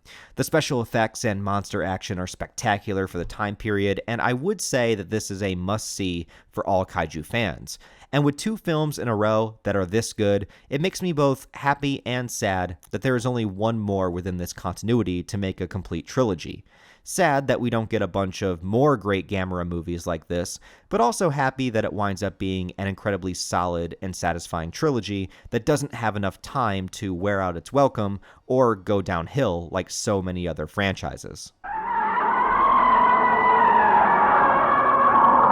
Gamera 3 is one of those extremely rare scenarios when the third movie in a trilogy is actually the best one, becoming a masterpiece not just of the entire Gamera franchise, but within the entire genre of kaiju films. Stack this one right up alongside the best of the Godzilla franchise as well, because Revenge of Iris is the kind of movie that, while embracing and honoring its own genre, it breaks the mold and goes above and beyond, becoming just a truly standout emotional film in general, regardless of the fact that there's giant monsters in it. It builds upon the previous 2 movies, keeps them all canon and within continuity, but also approaches its ideas from various different points of views, and instead of delivering a specific message to the audience, it really allows us as the viewer to decide how we feel by the end of the film. It begins by sort of recontextualizing the end of the first movie when Gamera was fighting GYOAS. We originally saw it from the perspective of a heroic victory of Gamera saving the world, but here we see it from the point of view of a girl named Ayana living within the city, and what we deal with is the collateral damage of that giant monster fight. Something that is often disregarded or not specifically shown on screen in these kind of movies. Oftentimes we will see the buildings collapse, but we aren't meant to think too deeply about the thousands of people that were inside of them at the time. Gamera's battle causes Ayana to lose both of her parents, as well as the life of her cat, named Iris. But no, it's not exactly what you think. Sadly, we do not get a giant cat kaiju named Iris, but I often wonder when that is going to happen. The idea here is to shift how we are viewing the situation. The last movie left with the ominous idea that Gamera might not care about humans at all. Maybe he's only protecting the planet itself. And not only does Ayana specifically dream and envision Gamera as this demonic entity, which looks terrifying, but Gamera himself in the movie is given a complete redesign, which fits in with the fear and uncertainty that the characters are dealing with. And can I just say that this Gamera design is just so goddamn good. My only complaint is that this is the only movie that has this design. He looks like he's in a perpetual rage mode, more sleek, more jagged, and he truly looks like an absolute monster here, begging the question, can he be trusted, and is he on our side? The movie also does a wonderful job at character building and giving many of the characters very fleshed out arcs. Ayana is essentially our lead character, now having to live with a foster family, and she carries this hateful vendetta against Gamera around with her. And it's only amplified when she discovers a monster egg within an old shrine, along with a totem similar to the ones that we've seen before, in order to help her bond with it. As the creature hatches, she names it Iris after her cat, and slowly it begins feeding on her hatred, growing ever stronger. And besides this going on, there's a lot more to talk about as well. First, this movie brings back Mayumi, who was the ornithologist from the first Gamera film in the trilogy, researching GYOAS. You know, she's the one that put her hand in the poop. Well, since it was established that all the GYOAS eggs were hatching due to the current state of the world, well, that's apparently still happening, and it's happening more and more, and the attacks are becoming more frequent. Gamera seems to be killing them off steadily, not allowing another GYOAS to become full size, but many people have still been dying in the process. And this leads us to perhaps one of the most intense scenes in any kaiju movie, Gamera versus the GYOAS in the city of Shibuya. Wow, how do I even put this scene into words? Gamera is on an extermination mission here, and it's sheer brutality from start to finish. We see GYOAS with their eyes popping out of their sockets, screaming in pain, massive fireballs being spit across the city, and we get to see so much destruction. People are frantic for their lives. There's a great shot of people inside of a skyscraper looking out the windows at Gamera, knowing that any second, if he just slightly moves to the right, the entire building will collapse and they'll all die.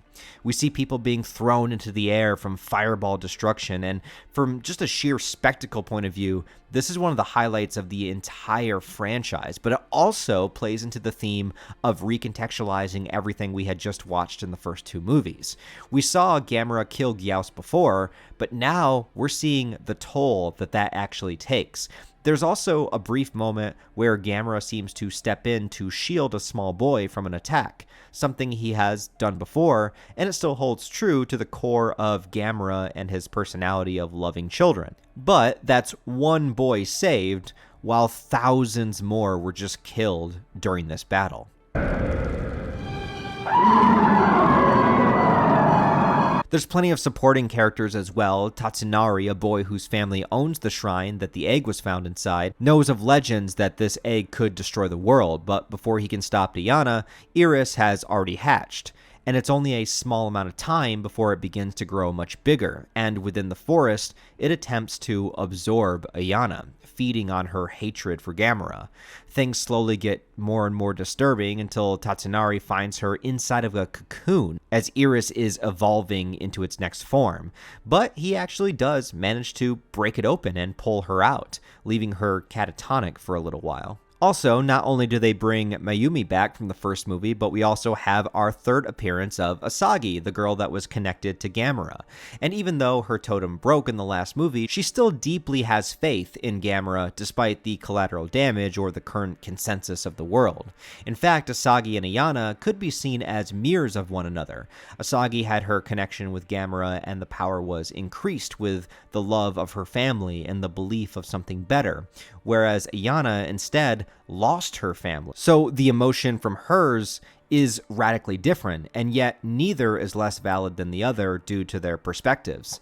And if I understand the lore correctly that they try to explain, I did watch it in Japanese with subtitles, so it depends on how correct they were, but there's an attempt to explain these connections even more. And they even try to explain Gamera's insane power-up to defeat Legion at the end of the last movie. Asagi talks about mana, which turns out to not just be a term used for Magic the Gathering. I'm kidding, by the way. It's humanity's life energy, and if Gamera was created to be a guardian of the world by an ancient civilization, then Gamera is capable of absorbing and utilizing that mana. I imagine the totem is just a helpful tool to utilize or channel it. I may be getting some of this wrong, but from what I understand, Iris is also a creation that could be utilized as a last resort to kill Gamera if Gamera is no longer deemed to be on the human side. So the coincidence of Iris awakening now, alongside the flock of GYOAS also hatching, seems like perhaps Gamera's time is done, so he must be put to rest for something else to take over. Some of this info is also given to us by this guy, Shinya, who totally just reminds me of L from Death Note. He's supposed to be an expert in researching these kaiju and the Atlanteans, but he's so wacky that you kinda just can't take him seriously. But the thing I am serious about is L had to at least have been moderately based on this guy. The similarities are too weird to ignore. Now this probably sounds like a lot, but in the movie itself, it's paced perfectly well, and these characters are all compelling enough that the time spent away from the monsters doesn't feel tedious or grating or boring. I was actually fully immersed into the story, and it was also fun to see all of these characters come together and interact with one another. It was a joy to see Mayumi back from the first movie. I also did feel a genuine amount of empathy for Ayana. Now, during this time, Iris is still growing, and he begins killing people, seemingly absorbing their life force, or their mana, right out of their bodies. We see some pretty gruesome aftermaths of the corpses and a few more of its victims. Once it grows to full size, I'll admit I don't love the design of this monster. It looks a little bit more like a Gundam than it does a kaiju, but Iris is less of a character and more of a concept. It's a vessel for vengeance and really only has one motive: kill Gamera. This was also 1999, so CGI was beginning to be implemented more and more into movies, but the technology was not really up to par yet. Iris and Gamera have their first confrontation in the sky, and with the CGI, it just does not look good at all. It's the only outlying scene for me in a movie that I find otherwise perfect. The monsters crash land in the city, and the film takes, in my opinion, a genius approach and has this fight feel extremely intimate and closed in. What I mean is, virtually the entire fight takes place inside of a building that they crash into, and all of our main characters are here inside the building face to face with the action. Anger and rage radiate from Ayana. Tatsunari tries to intervene, but Iris just knocks him aside and then begins to continue to try to absorb Ayana, and he does.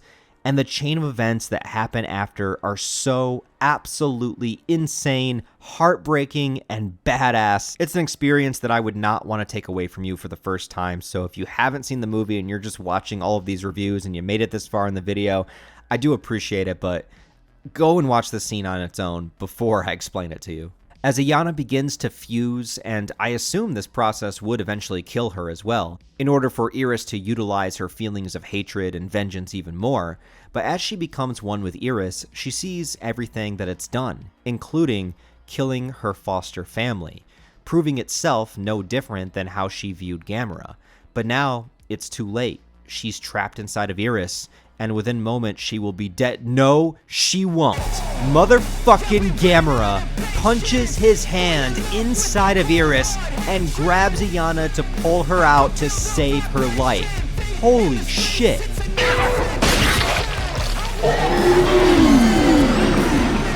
And that's not even the half of it. Gamera's other hand is currently pinned to the wall, and he can't get it free, so in order to save her, Gamera goes full-on Guts from the Eclipse berserk and blasts off his own hand with his fireball in order to get free and get Ayana to safety.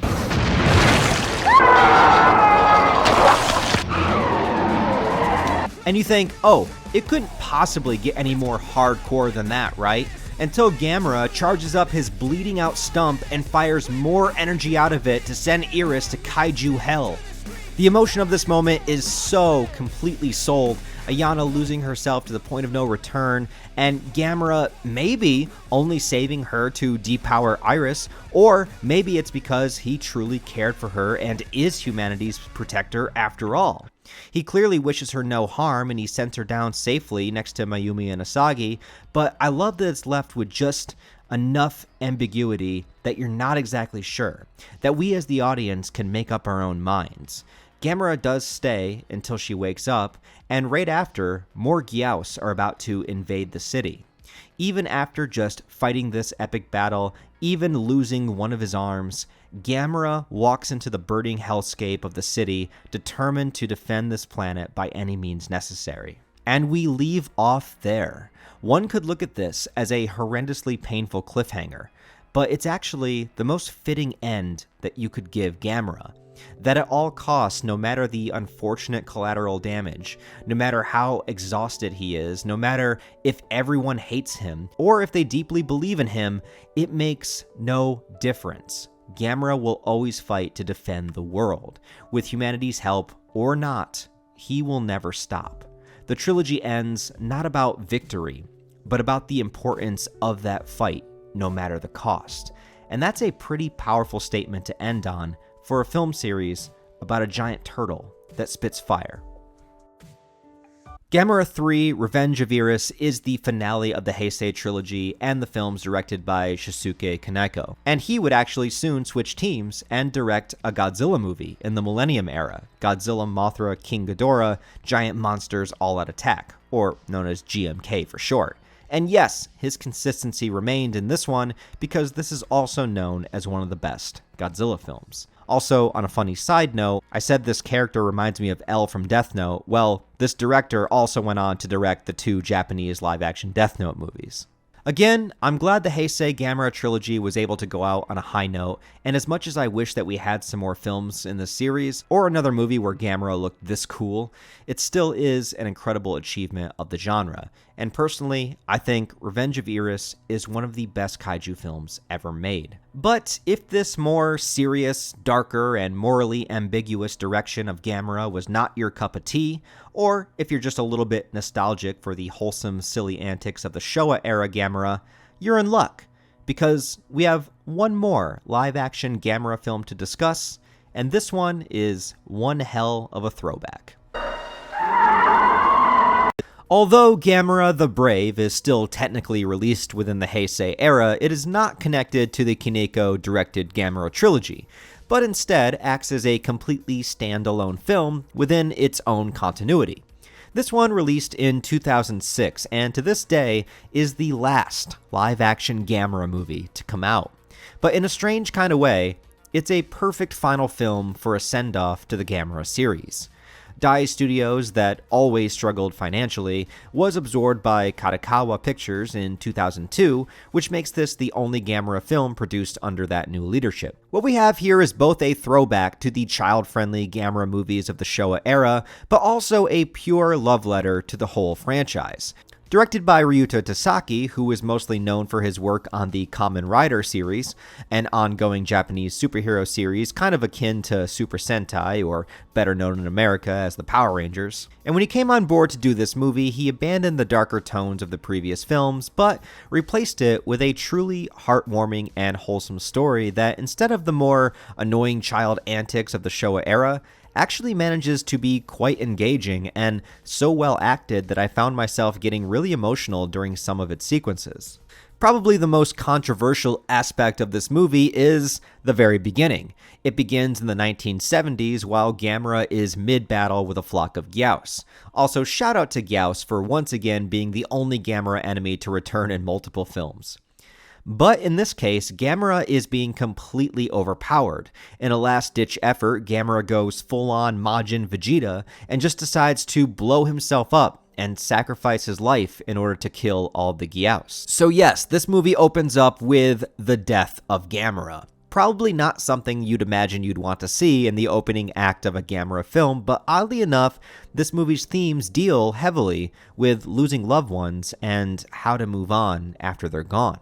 We cut to the modern day of then 2006, and the boy that watched GAMERA's sacrifice is now a fully grown man with a son of his own. But the current family tragedy is that his wife, then the boy's mother, has recently passed away.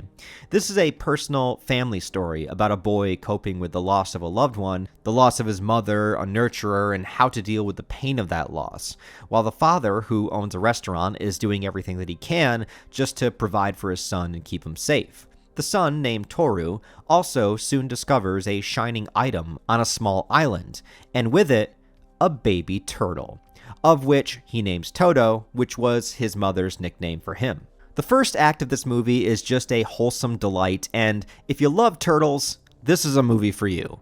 This baby Gamera gets up to all kinds of silly antics. It starts flying around, freaking out Toru's neighbor. There's this whole sequence where it just wanders around the restaurant on its own, causing mischief, which creates some truly hilarious moments.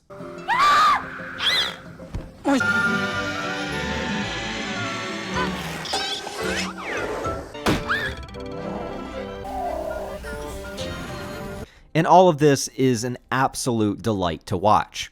But there's also this underlying anxiety of, as Todo keeps growing bigger, soon he will not be able to stay here or be hidden.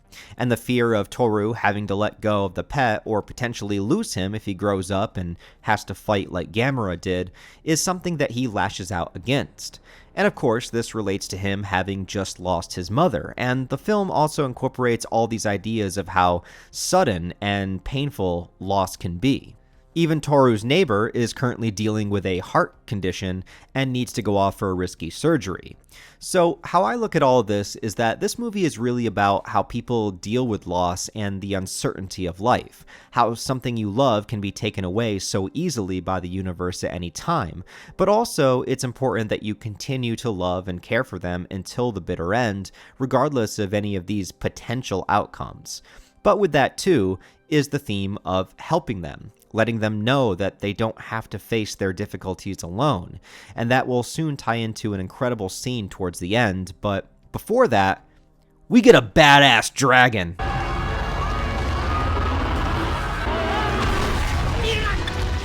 This kaiju is named ZIGRA, and that's about all we get to know. It's just some kind of sea dragon monster that rises from the ocean and begins to attack humanity. It doesn't have any abilities that are too crazy or wacky except for maybe its elongated tongue, but I truthfully love the simplicity of this monster, and I really like its design. Gamera villains oftentimes have the wildest abilities or the deepest, most expansive lore that you could come up with, which is fine, and I like that too, but sometimes it's nice to have an enemy that's just a big fucking dragon and nothing else. ZIGRA just represents an obstacle and an inevitability that there will be something ferocious that we have to overcome.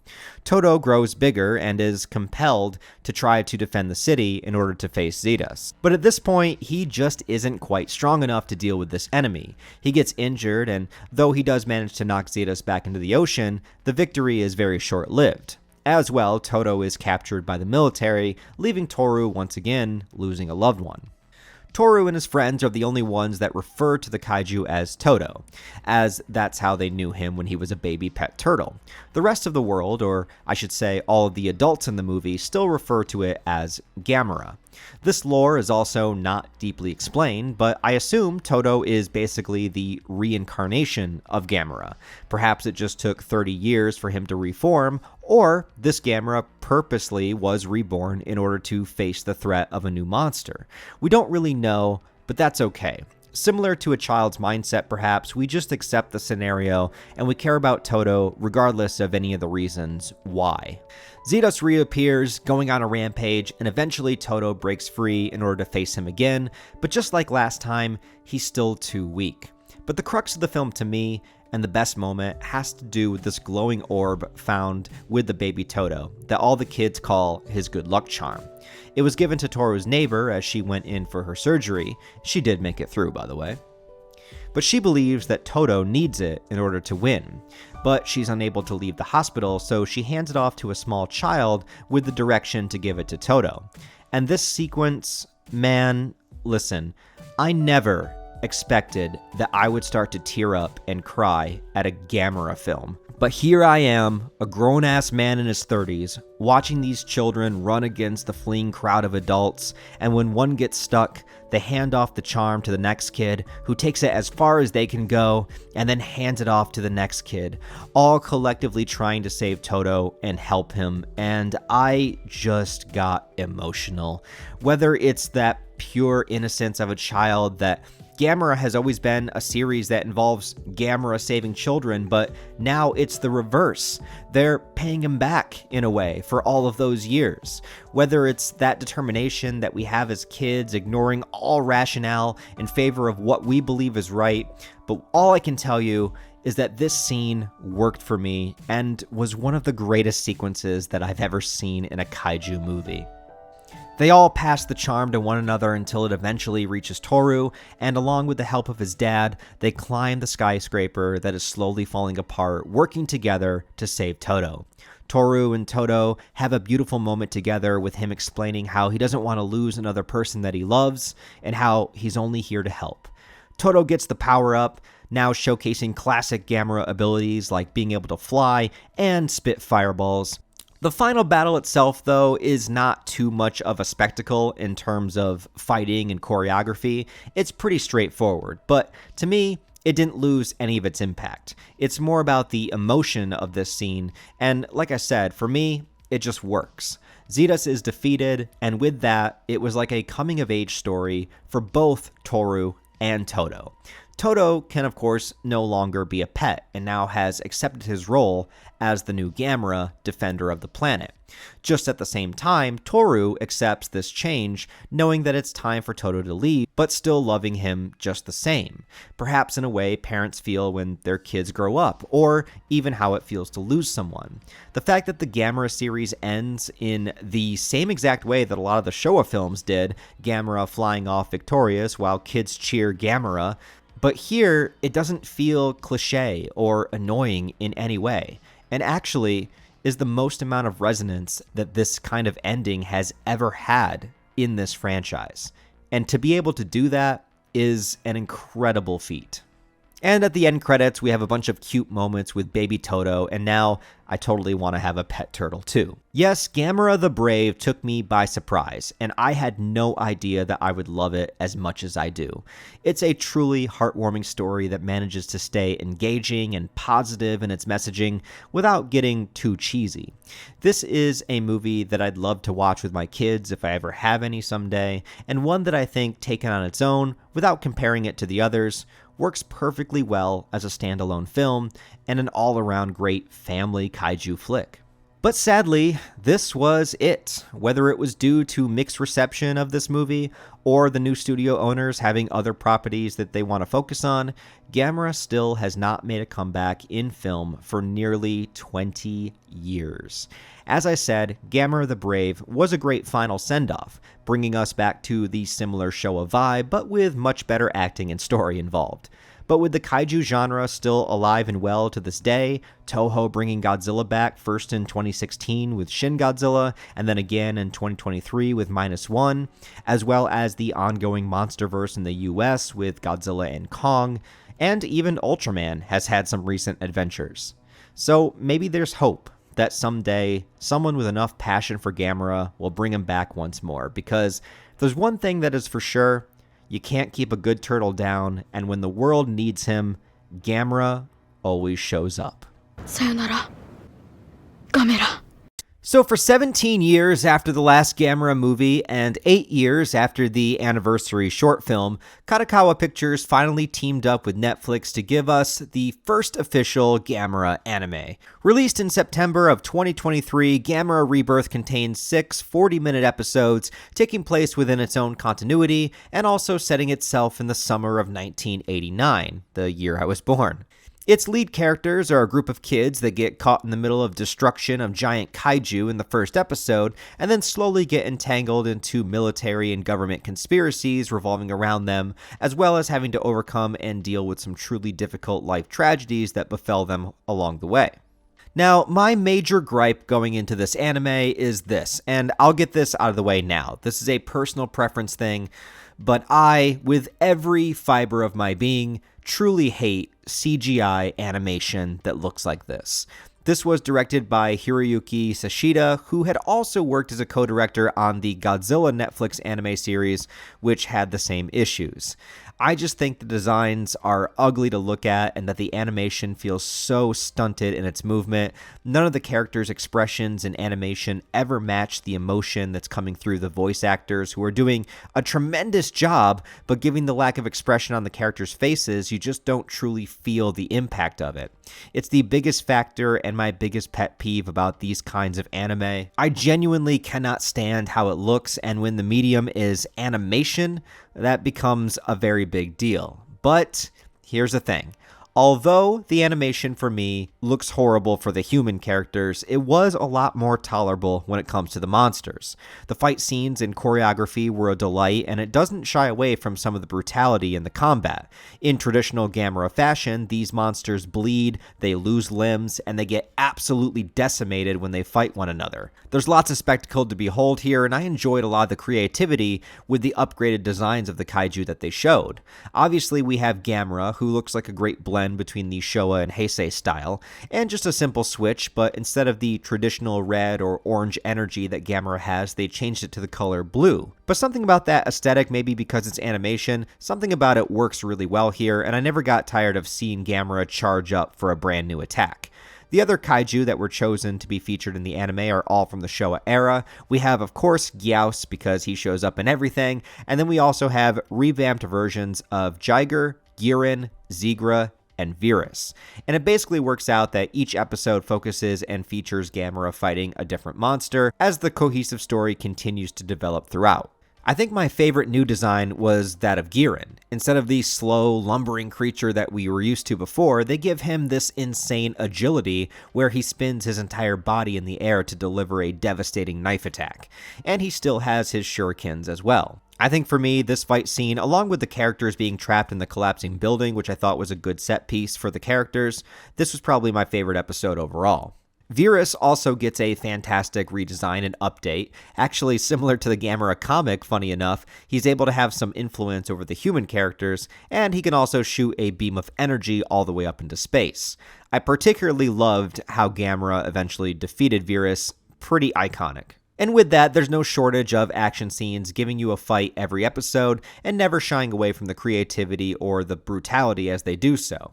Gamera mostly always showing up at the last possible second, shooting a fireball from off screen, and then saving the human characters as he screams in victory.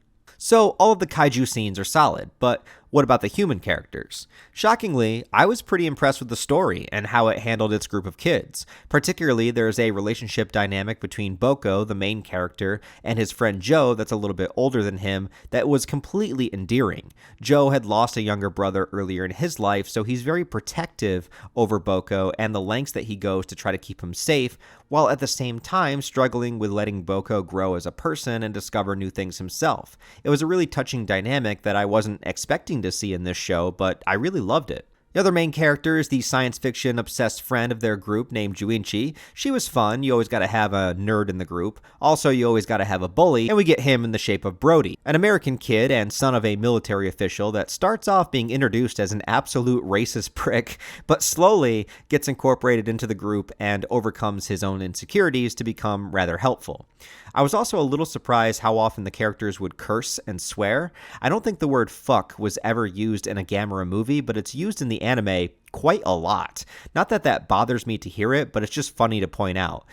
I guess kids in 1989 Japan just love to swear. Fuck yeah. Some of the lore of this one is that the kaiju are still creations from an ancient human society, though I don't think anybody mentions the Atlanteans. Maybe it's the same, I don't know. Around episode 4 or 5, the kids discover that some of the adults in charge have been harboring VIRAS and want to sacrifice the kids to him, as in feed them to him. There's a special genetic code that Boko carries that also is what gives him his special connection to Gamera, as if Gamera can always sense him and comes to his rescue. They escape shortly after the battle with VIRAS, and there's this moment where Joe actually has to sacrifice himself to save Boko and the others. The whole time I really thought Gamera would be able to save them, but no, he doesn't. He's only able to save the kids in the escape pod, and he's not able to save Joe. I was really impressed by the show's commitment to actually kill off one of its main characters and perform this emotional moment, because in the last episode, Joe doesn't come back. Boko has to stand up to the enemies on his own and learn the harsh lesson that things in life, even connections with people, are not permanent. This is a really special sentiment to appreciate things as they're happening because at any moment they could be gone. It's a true coming-of-age message for a story about kids, and I love that. But then they undercut it with a post-credit scene of Joe's voice on the communicator, implying that he's not really dead. Ugh, I hate that. I hate when shows and movies do that. Impact and consequences are huge components of what makes a story great. Don't give us this fantastic emotional moment and life lesson and then just immediately undo it. That really frustrated me, and I wish I had not watched the post-credit scene. Anyway, Gamera also sort of sacrifices himself at the end and takes out the human enemies on the moon, as well as the final GYOAS, and it is shown that Gamera has reincarnated in a baby Gamera at the end. So there's enough teased here for a season 2 if they ever decide to make it. I will say I like this anime more than I thought I would, and the standouts are of course the monster fights, and some of the musical score is really good too.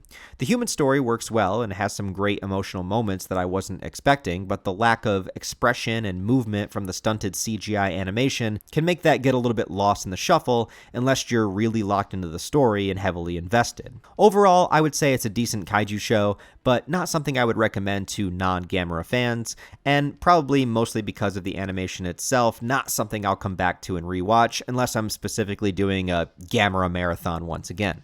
But I would be willing to check out a season 2 if they ever make one. So what's next for Gamera? Is there a chance that he'll return to the movies?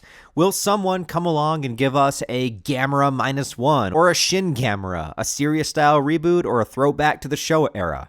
Well, as of right now, in August of 2024, there are no official announcements about a future Gamera movie or even a continuation of Rebirth. In an interview from 2022, somebody asked Shinji Hijiki, who worked on the special effects for the Heisei trilogy, as well as went on to co-direct Shin Godzilla and direct Shin Ultraman. He said that he wishes that somebody young would take up the Gamera mantle and make a new version, but if nobody does, he would be happy to take on the property. I wouldn't use that as any realm of excitement. He probably just was being polite answering the question, but then again, who knows? But mostly, any information on the future of the Gamera franchise is scarce. Maybe I am overly positive here, but I do think that we are currently in the midst of a bit of a kaiju renaissance. Maybe that's also because I remember the dry spell in between Godzilla Final Wars and Godzilla 2014, going 10 whole years with virtually nothing on the kaiju front. It was not a good time. But now, within the last 10 years, we got 2 Japanese Godzilla movies, along with 5 movies in the MonsterVerse, alongside Ultraman, alongside all these anime revivals with Godzilla and Gamera. So I just think that it's in the atmosphere right now. People are responding to them, and they're making money too. Godzilla Kong the New Empire was the highest grossing of the entire MonsterVerse so far. And next year, in 2025, it will be the 60th anniversary of the original Gamera. I have to imagine that some filmmaker out there somewhere is passionate enough to bring the big turtle kaiju back to the big screen. Or somebody at Legendary, maybe pulling the right legal strings to get the rights to use Gamera in the MonsterVerse. I know hope is a dangerous thing, but I hope for it every day. I don't know for sure if or when we will ever see Gamera again, but I think the time is right. And just like a kid believing in Gamera as a hero, I believe that we will see Gamera again one day. All right, so now that I have successfully rewatched through the entire Gamera franchise, it is time to do a tier list ranking of all the films and give you my order of the Gamera movies. If you are like me and you haven't seen these movies in a really long time, I would highly recommend that you go through and marathon the way I did. Maybe not make an entire several hour video out of it, or you could if you want to. But just, I feel like I have so much more appreciation for Gamera now than I ever did before. And I've always loved Gamera, but not to the same extent as some other movie properties that I've followed. But watching all of them over the last 2 months has like really filled me with so much joy, just so much fun in the absurdity, and I just I have a big soft spot for this turtle now, even more so than I ever did before. So now we're going to get into how I would rank all the films, and I want to point out a few stipulations before I start. Number one, obviously this is just my personal list. I'm not ranking this on any kind of film craftsmanship or what I think is the best made movies. I'm giving my personal opinions about the movies that I prefer and that I enjoy. So it's going to be my list, probably going to look a lot different than your list. The second thing is, when it comes to the S tier category, I like to make that as reserved as I possibly can. I don't just like to throw every movie I like up in S tier. I like to make it more of a limited category to make it a little bit more fun to try to decide what should be allowed to be up there. And also, you know, I feel like S tier and F tier should have the least amount of movies, right? Like the majority of your movies should be in the A, B, and C tier, but the best of the best is an S, and then the crappy ones that you just can't stand are all the way down in F. So I feel like that's how it should be. So for me, you might not see more than like 2 or 3 movies up in S tier, but that's because I try to keep that very exclusive. So let's get right into it, and this will also serve as the list of how I would order all of the GAMERA movies just in general from top to bottom. But we're going to start with the original, start with the first one. And honestly, guys, when it comes to all of these GAMERA films, and I'm thinking about rewatchability, entertainment value, and just general, you know, fun within the storyline, I gotta say that the original GAMERA might be my least favorite, which is so weird to say because normally the first film of a franchise is the best, you know, like with Godzilla, of course. I know I compared GAMERA to Godzilla this entire video. I'm so sorry, but it is what it is. It's just par for the course, all right, I guess. But with Godzilla, obviously the original film is this iconic masterpiece that can never be touched. With GAMERA, I feel like they got better and better over time. So the original GAMERA is pretty standard. It's pretty paint by numbers kaiju movie. Obviously the effects aren't the best. Neither are they in the rest of the Showa era, but the rest of the Showa era gets more creative and silly and absurd, where the first one takes itself kind of seriously. There's still some silly stuff in here, but it mostly takes itself seriously. But honestly, when it comes to just pure entertainment value and rewatchability, it's very, very low for me. I don't know if I would put it quite in F tier, you know. I don't know. Actually, I don't know if any of these movies are F tier for me, to be honest. I just realized I didn't have a D tier, so I think that that's where the original GAMERA is going to go for me. If I'm going to watch any GAMERA movie, it's not going to be one that I pick out to watch. Again, not unless I'm doing a specific marathon of the entire franchise. It's going to be pretty skippable to me, so I'm putting it down in D tier. Next up is going to be GAMERA versus BARUGON. I actually like this one quite a bit. I enjoy the storyline. This is before GAMERA got super kid-friendly, kind of where they were finding their footing. They weren't really sure what to do with the franchise yet, but the storyline itself is pretty serious, even though BARUGON is a silly-looking kaiju that shoots a rainbow out of his back. For all intents and purposes, this movie takes itself straight. You know, it takes itself seriously, and I think that that works for the movie's benefit.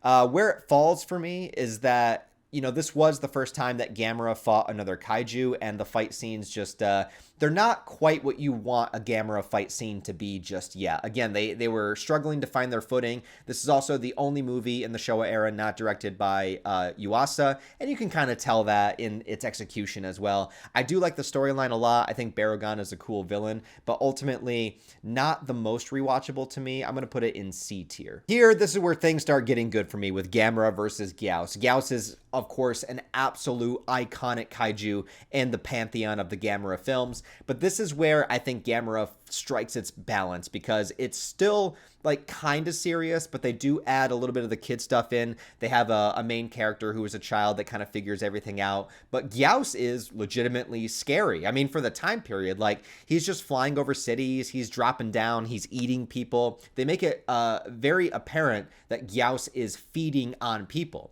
And, you know, even in a lot of the Godzilla films, you didn't really see a lot of the kaiju actually picking people up and eating them or something like that, you know? So the fact that GYOAS is out here just treating people like food, also some of his abilities of almost chopping GAMERA's arm off. It's where the series starts to get a little bit gorier too with its fight scenes, which is something unique to GAMERA. I think this is where it really finds its footing.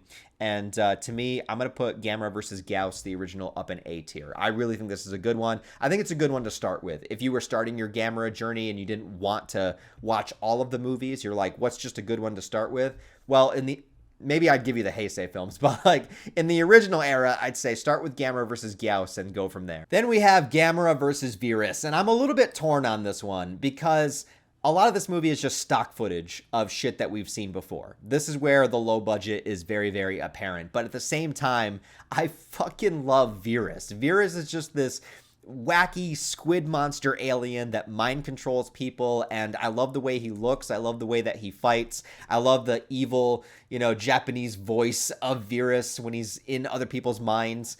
And I think about this movie a lot when I think about GAMERA films. For some reason, this one really, really stuck in my mind from childhood. So I'm a little bit torn on it. I don't think it's as good as GAMERA versus GYOAS, and I think its best moment is like the last 10 minutes, but that's not enough to save the entire film for me, so I'm going to put it up in B tier, all right? So we got one through A through D so far. All right, then GAMERA versus GUIRON. And I will say this about GAMERA versus GUIRON. If you want the wacky, silly, over-the-top, ridiculous GAMERA fights, this is the movie to watch. Not even just the fights. The entire plot is ridiculous. The kids find a spaceship, and then they get zapped off to a planet. GAMERA follows them. You got a space GYOAS in there because why not? We got an extra GYOAS costume. Let's just spray paint it silver. Okay, now there's space GYOAS. GUIRON is a ridiculous-looking kaiju. Like, what is he? He's just a four-legged thing with a giant, knife for a face. It's like, what is this kaiju going to be? I don't know. Give him a knife for a face. He's got shurikens, too. Why not? This is, of course, the famous scene with GAMERA on the pole swinging back and forth, but everything about this is absolutely over the top in the best possible way. I think that if you want a silly GAMERA movie, this is by far the most enjoyable experience, and it only has a little bit of stock footage. But not enough to bring the experience down. I think that this is where it's at. This is one of the peaks of the Showa era, and I think for me this is going to go the top of the A tier. Then we have GAMERA versus JIGER, which I think is just as good. I think this is a good one. The budget has increased a little bit. We get a little bit more city destruction. That's the only bummer about having a lower budget kaiju movie, because beyond just the kaiju fights themselves, I like to see the city destruction. I like to see monsters tear down the buildings and wreak havoc. I like to see the military scenes. I know it's cliche, but I like seeing the tanks try to attack the monsters and the planes try to attack the monsters and fail miserably. It's a cliche of the genre that I just genuinely enjoy, and a lot of the GAMERA films don't have that because they lack the budget and they really only have enough money to do the monster fights. But this movie adds in that extra kaiju element that I think was lacking in a lot of the other GAMERA films. I don't think, for me personally, that I like it as much as GUIRON and GYOAS, but it's right up there. I would put it third, and I would also put it up in A tier. So for me, these are the three best films of the Showa era. Now with GAMERA versus ZIGRA, it really does kind of feel like it's just rehashing things that have happened before. It's very, very similar to GAMERA versus VIRAS. And, the budget significantly went down again, and you can just tell that they are just painting by numbers at this point. Like, what are we going to do? I don't know, make an aquatic monster, just the same thing happening over and over again. I like it. I enjoy it because I love GAMERA shit. But at the end of the day, there's nothing special or unique about this one. There's nothing that makes this one stand out. Where I feel like with GUIRON, GYOAS, and JIGER, all three of those have something very special that stands out about it. Even VIRAS, because the last 10 minutes are so ridiculous, has something that goes beyond just the standard formula that you remember from it. But when it comes to ZIGRA, not as much. It's kind of just theirs. And honestly, I might like BARUGON a little bit more too. Just because the formula was so played out by this point, and I kind of like BARUGON more as a monster than I do ZIGRA. So I think I got to put this one down in C tier, you guys. Okay, so here comes the controversial pick. GAMERA Super Monster. For all intents and purposes, this is a bad movie. Because there are no new GAMERA scenes, at least not with anybody in a suit, other than just a puppet flying over the city and destroying the spaceship at the very end. It's all stock footage. It's just a GAMERA clip show. But at the same time, I cannot lie to you guys that I was thoroughly entertained by watching it. Not by like the clips of Gamera fighting all the other monsters that were recycled, but with the superhero plotline of these 3 women superheroes in Japan that are just the space women. Such a bonkers concept, and it's such a product of its time, and that meshing of the late 70s popularity of Star Wars and Superman, like only Gamera could make all of that come together in one film. It really is a stupid movie, but there's also something about it that I appreciate. I don't know how to say this. Like, I feel like it would be blasphemy to put it above the original Gamera. Like, I do. But at the same time, if I'm going to rewatch a Gamera movie, I almost would rather rewatch this one just because you do get the clip show. Like, you do get to see Gamera fight other monsters, and you do get the silliness of the superheroes, and it's a little bit more entertaining. So fuck it. Fuck it. Fuck it. I'm going to lose everybody. Everyone's going to hate me. I'm sorry. I would rather watch Super Monster over the original. I'm so sorry. Even I feel wrong doing it, but I got to be honest with myself.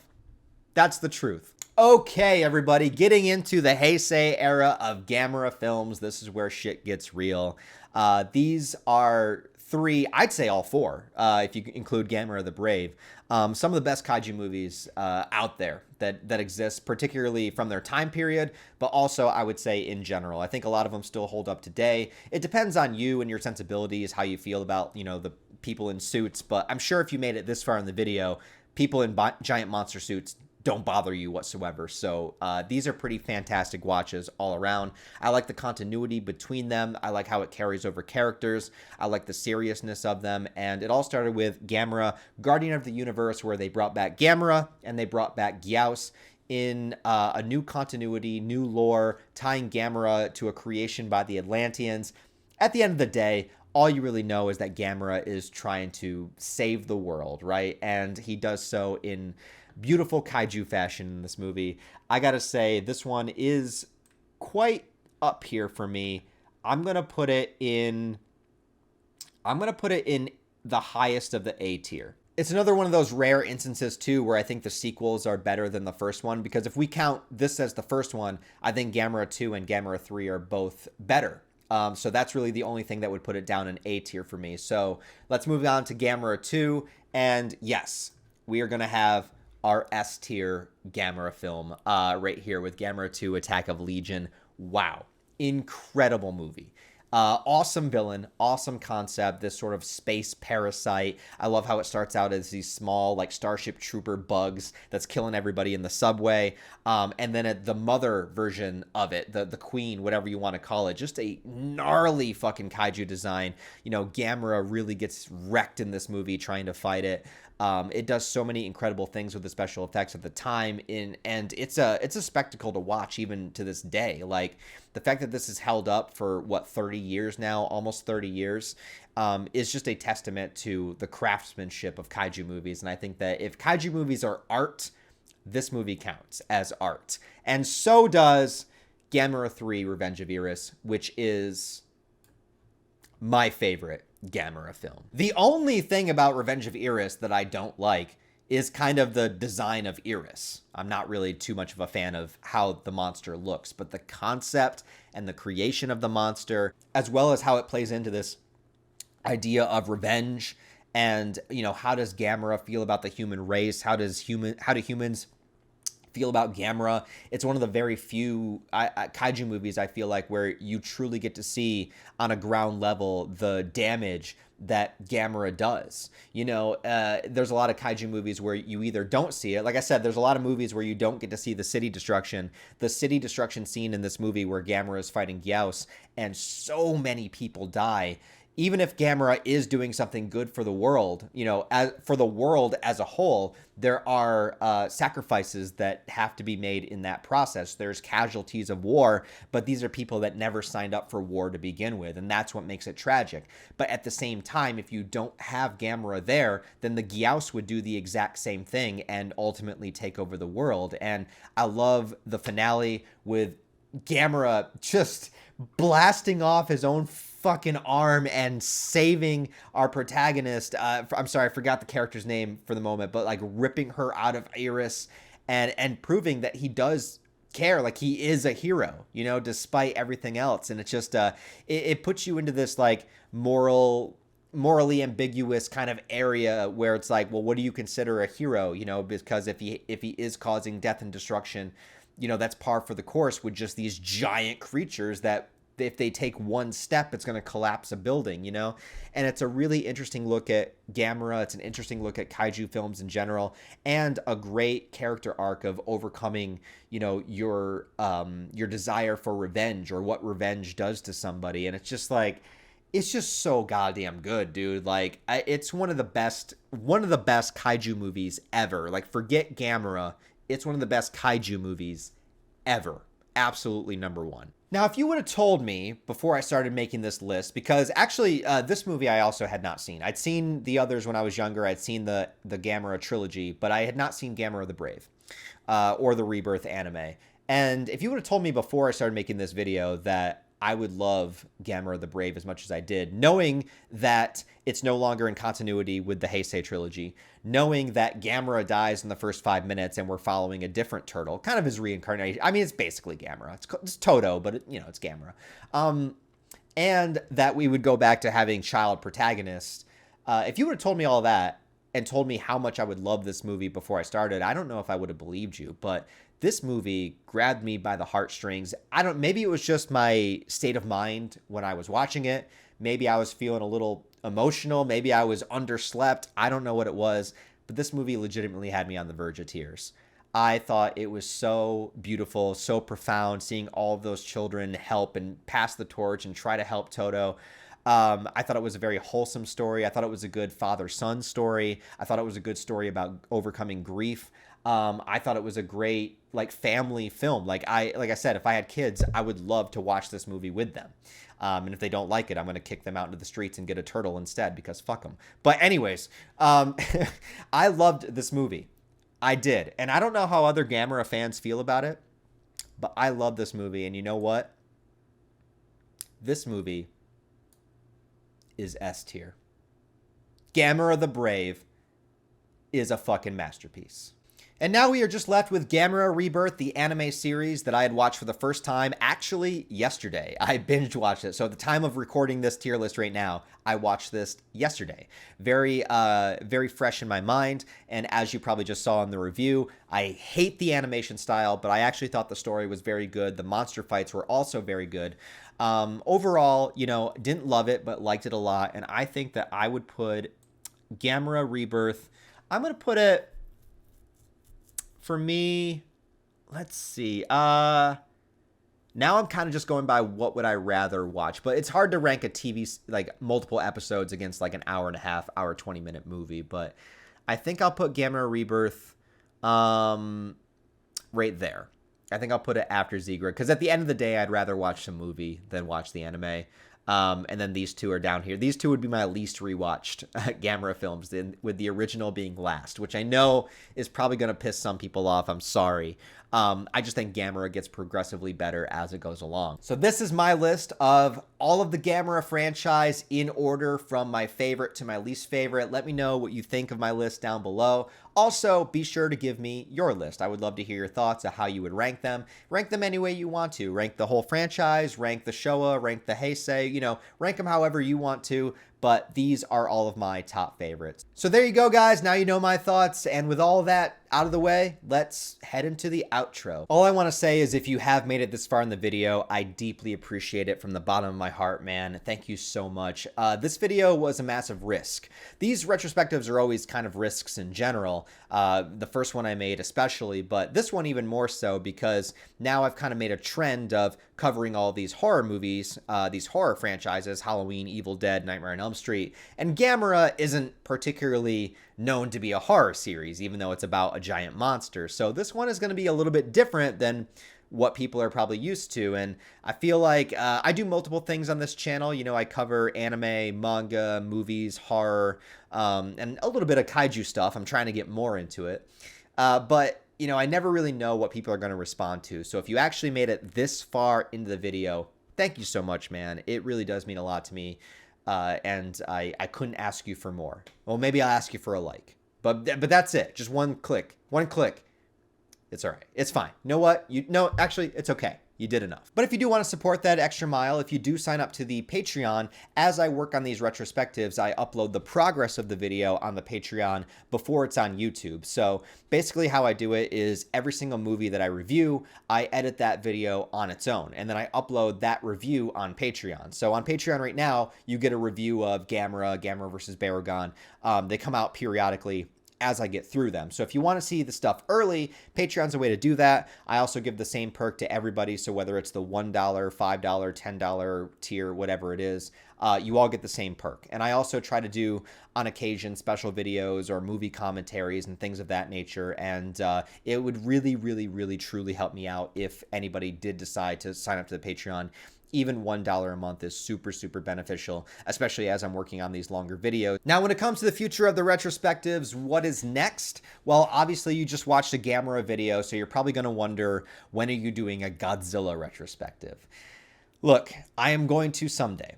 And I'm very excited to, because Godzilla, if you can't, I got a Godzilla shrine in my background right there, basically. I love Godzilla so much. It's my favorite franchise of all time. Godzilla is my boy. No slight against GAMERA, of course. But there are over 30 Godzilla films, and it will take me an entire year to do. I will break them up because Godzilla's movies are there's so many of them and there's so much to talk about. So I will break it up and do probably the Showa era retrospective, and then the Heisei era retrospective, and then the Millennium era retrospective, so it will probably be broken down into several segments. But if I'm working on it continuously, it's probably gonna take me like 2 to 3 months, and then another 3 months, another 3 months, and before I know it, an entire year is gone. So there will be a year that the entire year of retrospectives will be Godzilla. But it will not be next year. It may be the year after that.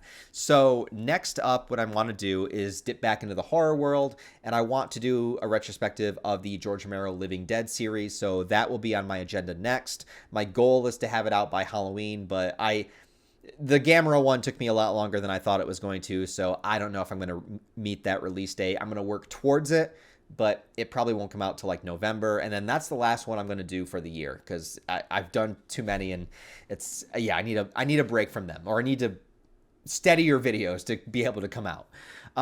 So that'll be the last one of 2024. Then in 2025, I wanted to do the Leprechaun series for St. Patrick's Day, get a little bit festive and go a little bit silly again. And then I wanted to get into Scream, because Scream is kind of the last of the most famous slasher franchises that I have yet to cover. I've done Friday the 13th, I've done Halloween, I've done Nightmare on Elm Street, I've done Chucky, Texas Chainsaw. So the only big slasher that's left is Scream and Ghostface. And plus, I do believe there is a new Scream movie coming out next year. So if I can get it to coincide with that, that would be great. After that, I don't know. But I will probably save Godzilla until the next year, 2026, which seems like it's a long way away, but I'm in my 30s now, so a year goes by. It feels like a fucking month, so it'll be here tomorrow for all I know. So that'll be kind of the plan. That's tentatively the plan. That is tentatively right now the plan with the retrospectives.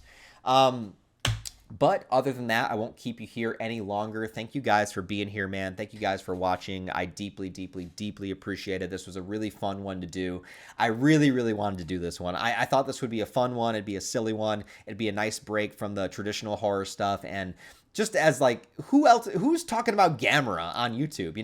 There's there's like kaiju centric channels, but like generally, people don't talk about GAMERA. So like I wanted to share some GAMERA love out there.